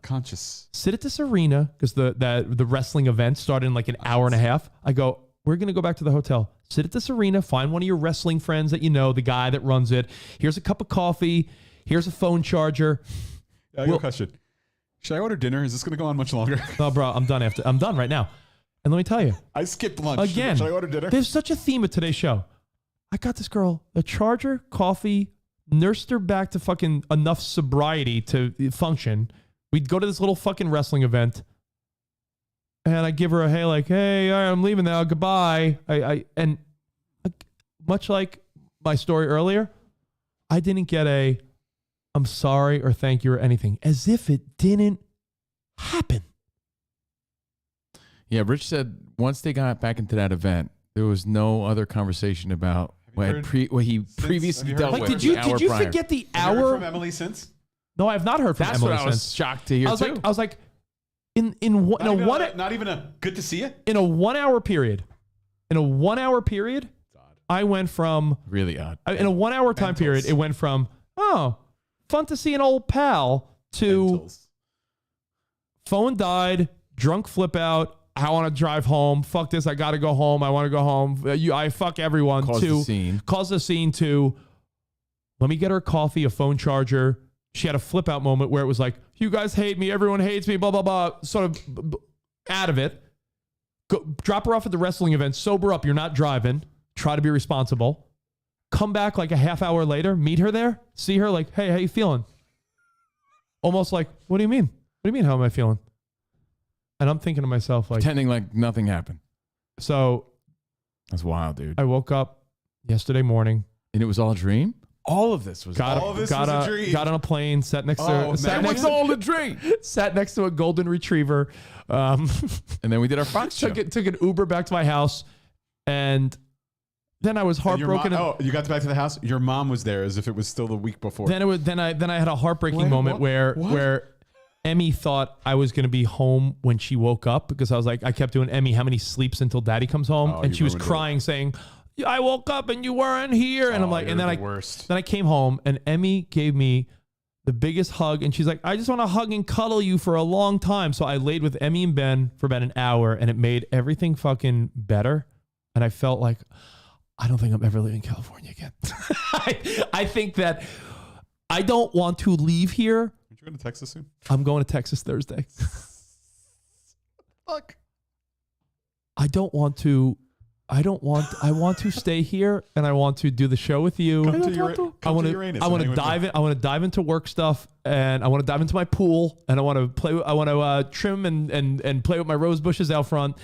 And I don't want to do anything again. I'm going to the East Coast one more time this year just because I want to see my dad and that's important to me. But if it wasn't for that, I don't want to go anywhere. I almost want to be like, Dad, please come here. Like, I don't want to... The idea of going anywhere over the next months, I mean, Texas will be okay. I guess I love Sarah's family, but Jesus Christ. That was my 5 days, guys. That was a 2.5 hour, 3 hour story. The end. Man. Whew. And then I shit my pants.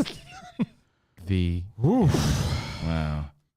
All right. So here's a few reminders before we go. Can we start the show over? No, before we go. I mean, no, I knew it was going to be a long story. That's why we jumped right into it. And, by the way, I wasn't recording. We have to do that all over again. No. And take two. So a few reminders, guys. Again, we talked about all the sports that went down this weekend and some other random observations. Yeah, I'll be honest. If you were sort of like not 100% feeling 3 hour Dickie story time, I thought it was great today. Looking back, I think I opened up and I feel good now. I thank you guys for helping me. I think I've lost my mental. But if you did want to hear some really funny shit, I thought last night's Fox show was great. So if you need a little more Covino and Rich and you did not listen to last night's Fox Sports radio show yet, it was quacktastic. The links on our Twitter, the links on our Instagram, everything's there. Can you make your, when you do it on Facebook, can you make it shareable? Because you never do, and I always want to share it, but you never make it shareable. I don't put it on Facebook. I put it on the Fox the group chat. No. It's 8:55 a.m. Once in a while I do. Tuesday. We have to go. We're live in 5 minutes. So FoxSportsRadio.com. Our Tuesday show is about to start. FoxSportsRadio.com. Again, happy belated Mother's Day to all the mothers. We love our mothers. And enjoy your NBA playoffs. Enjoy your MLB.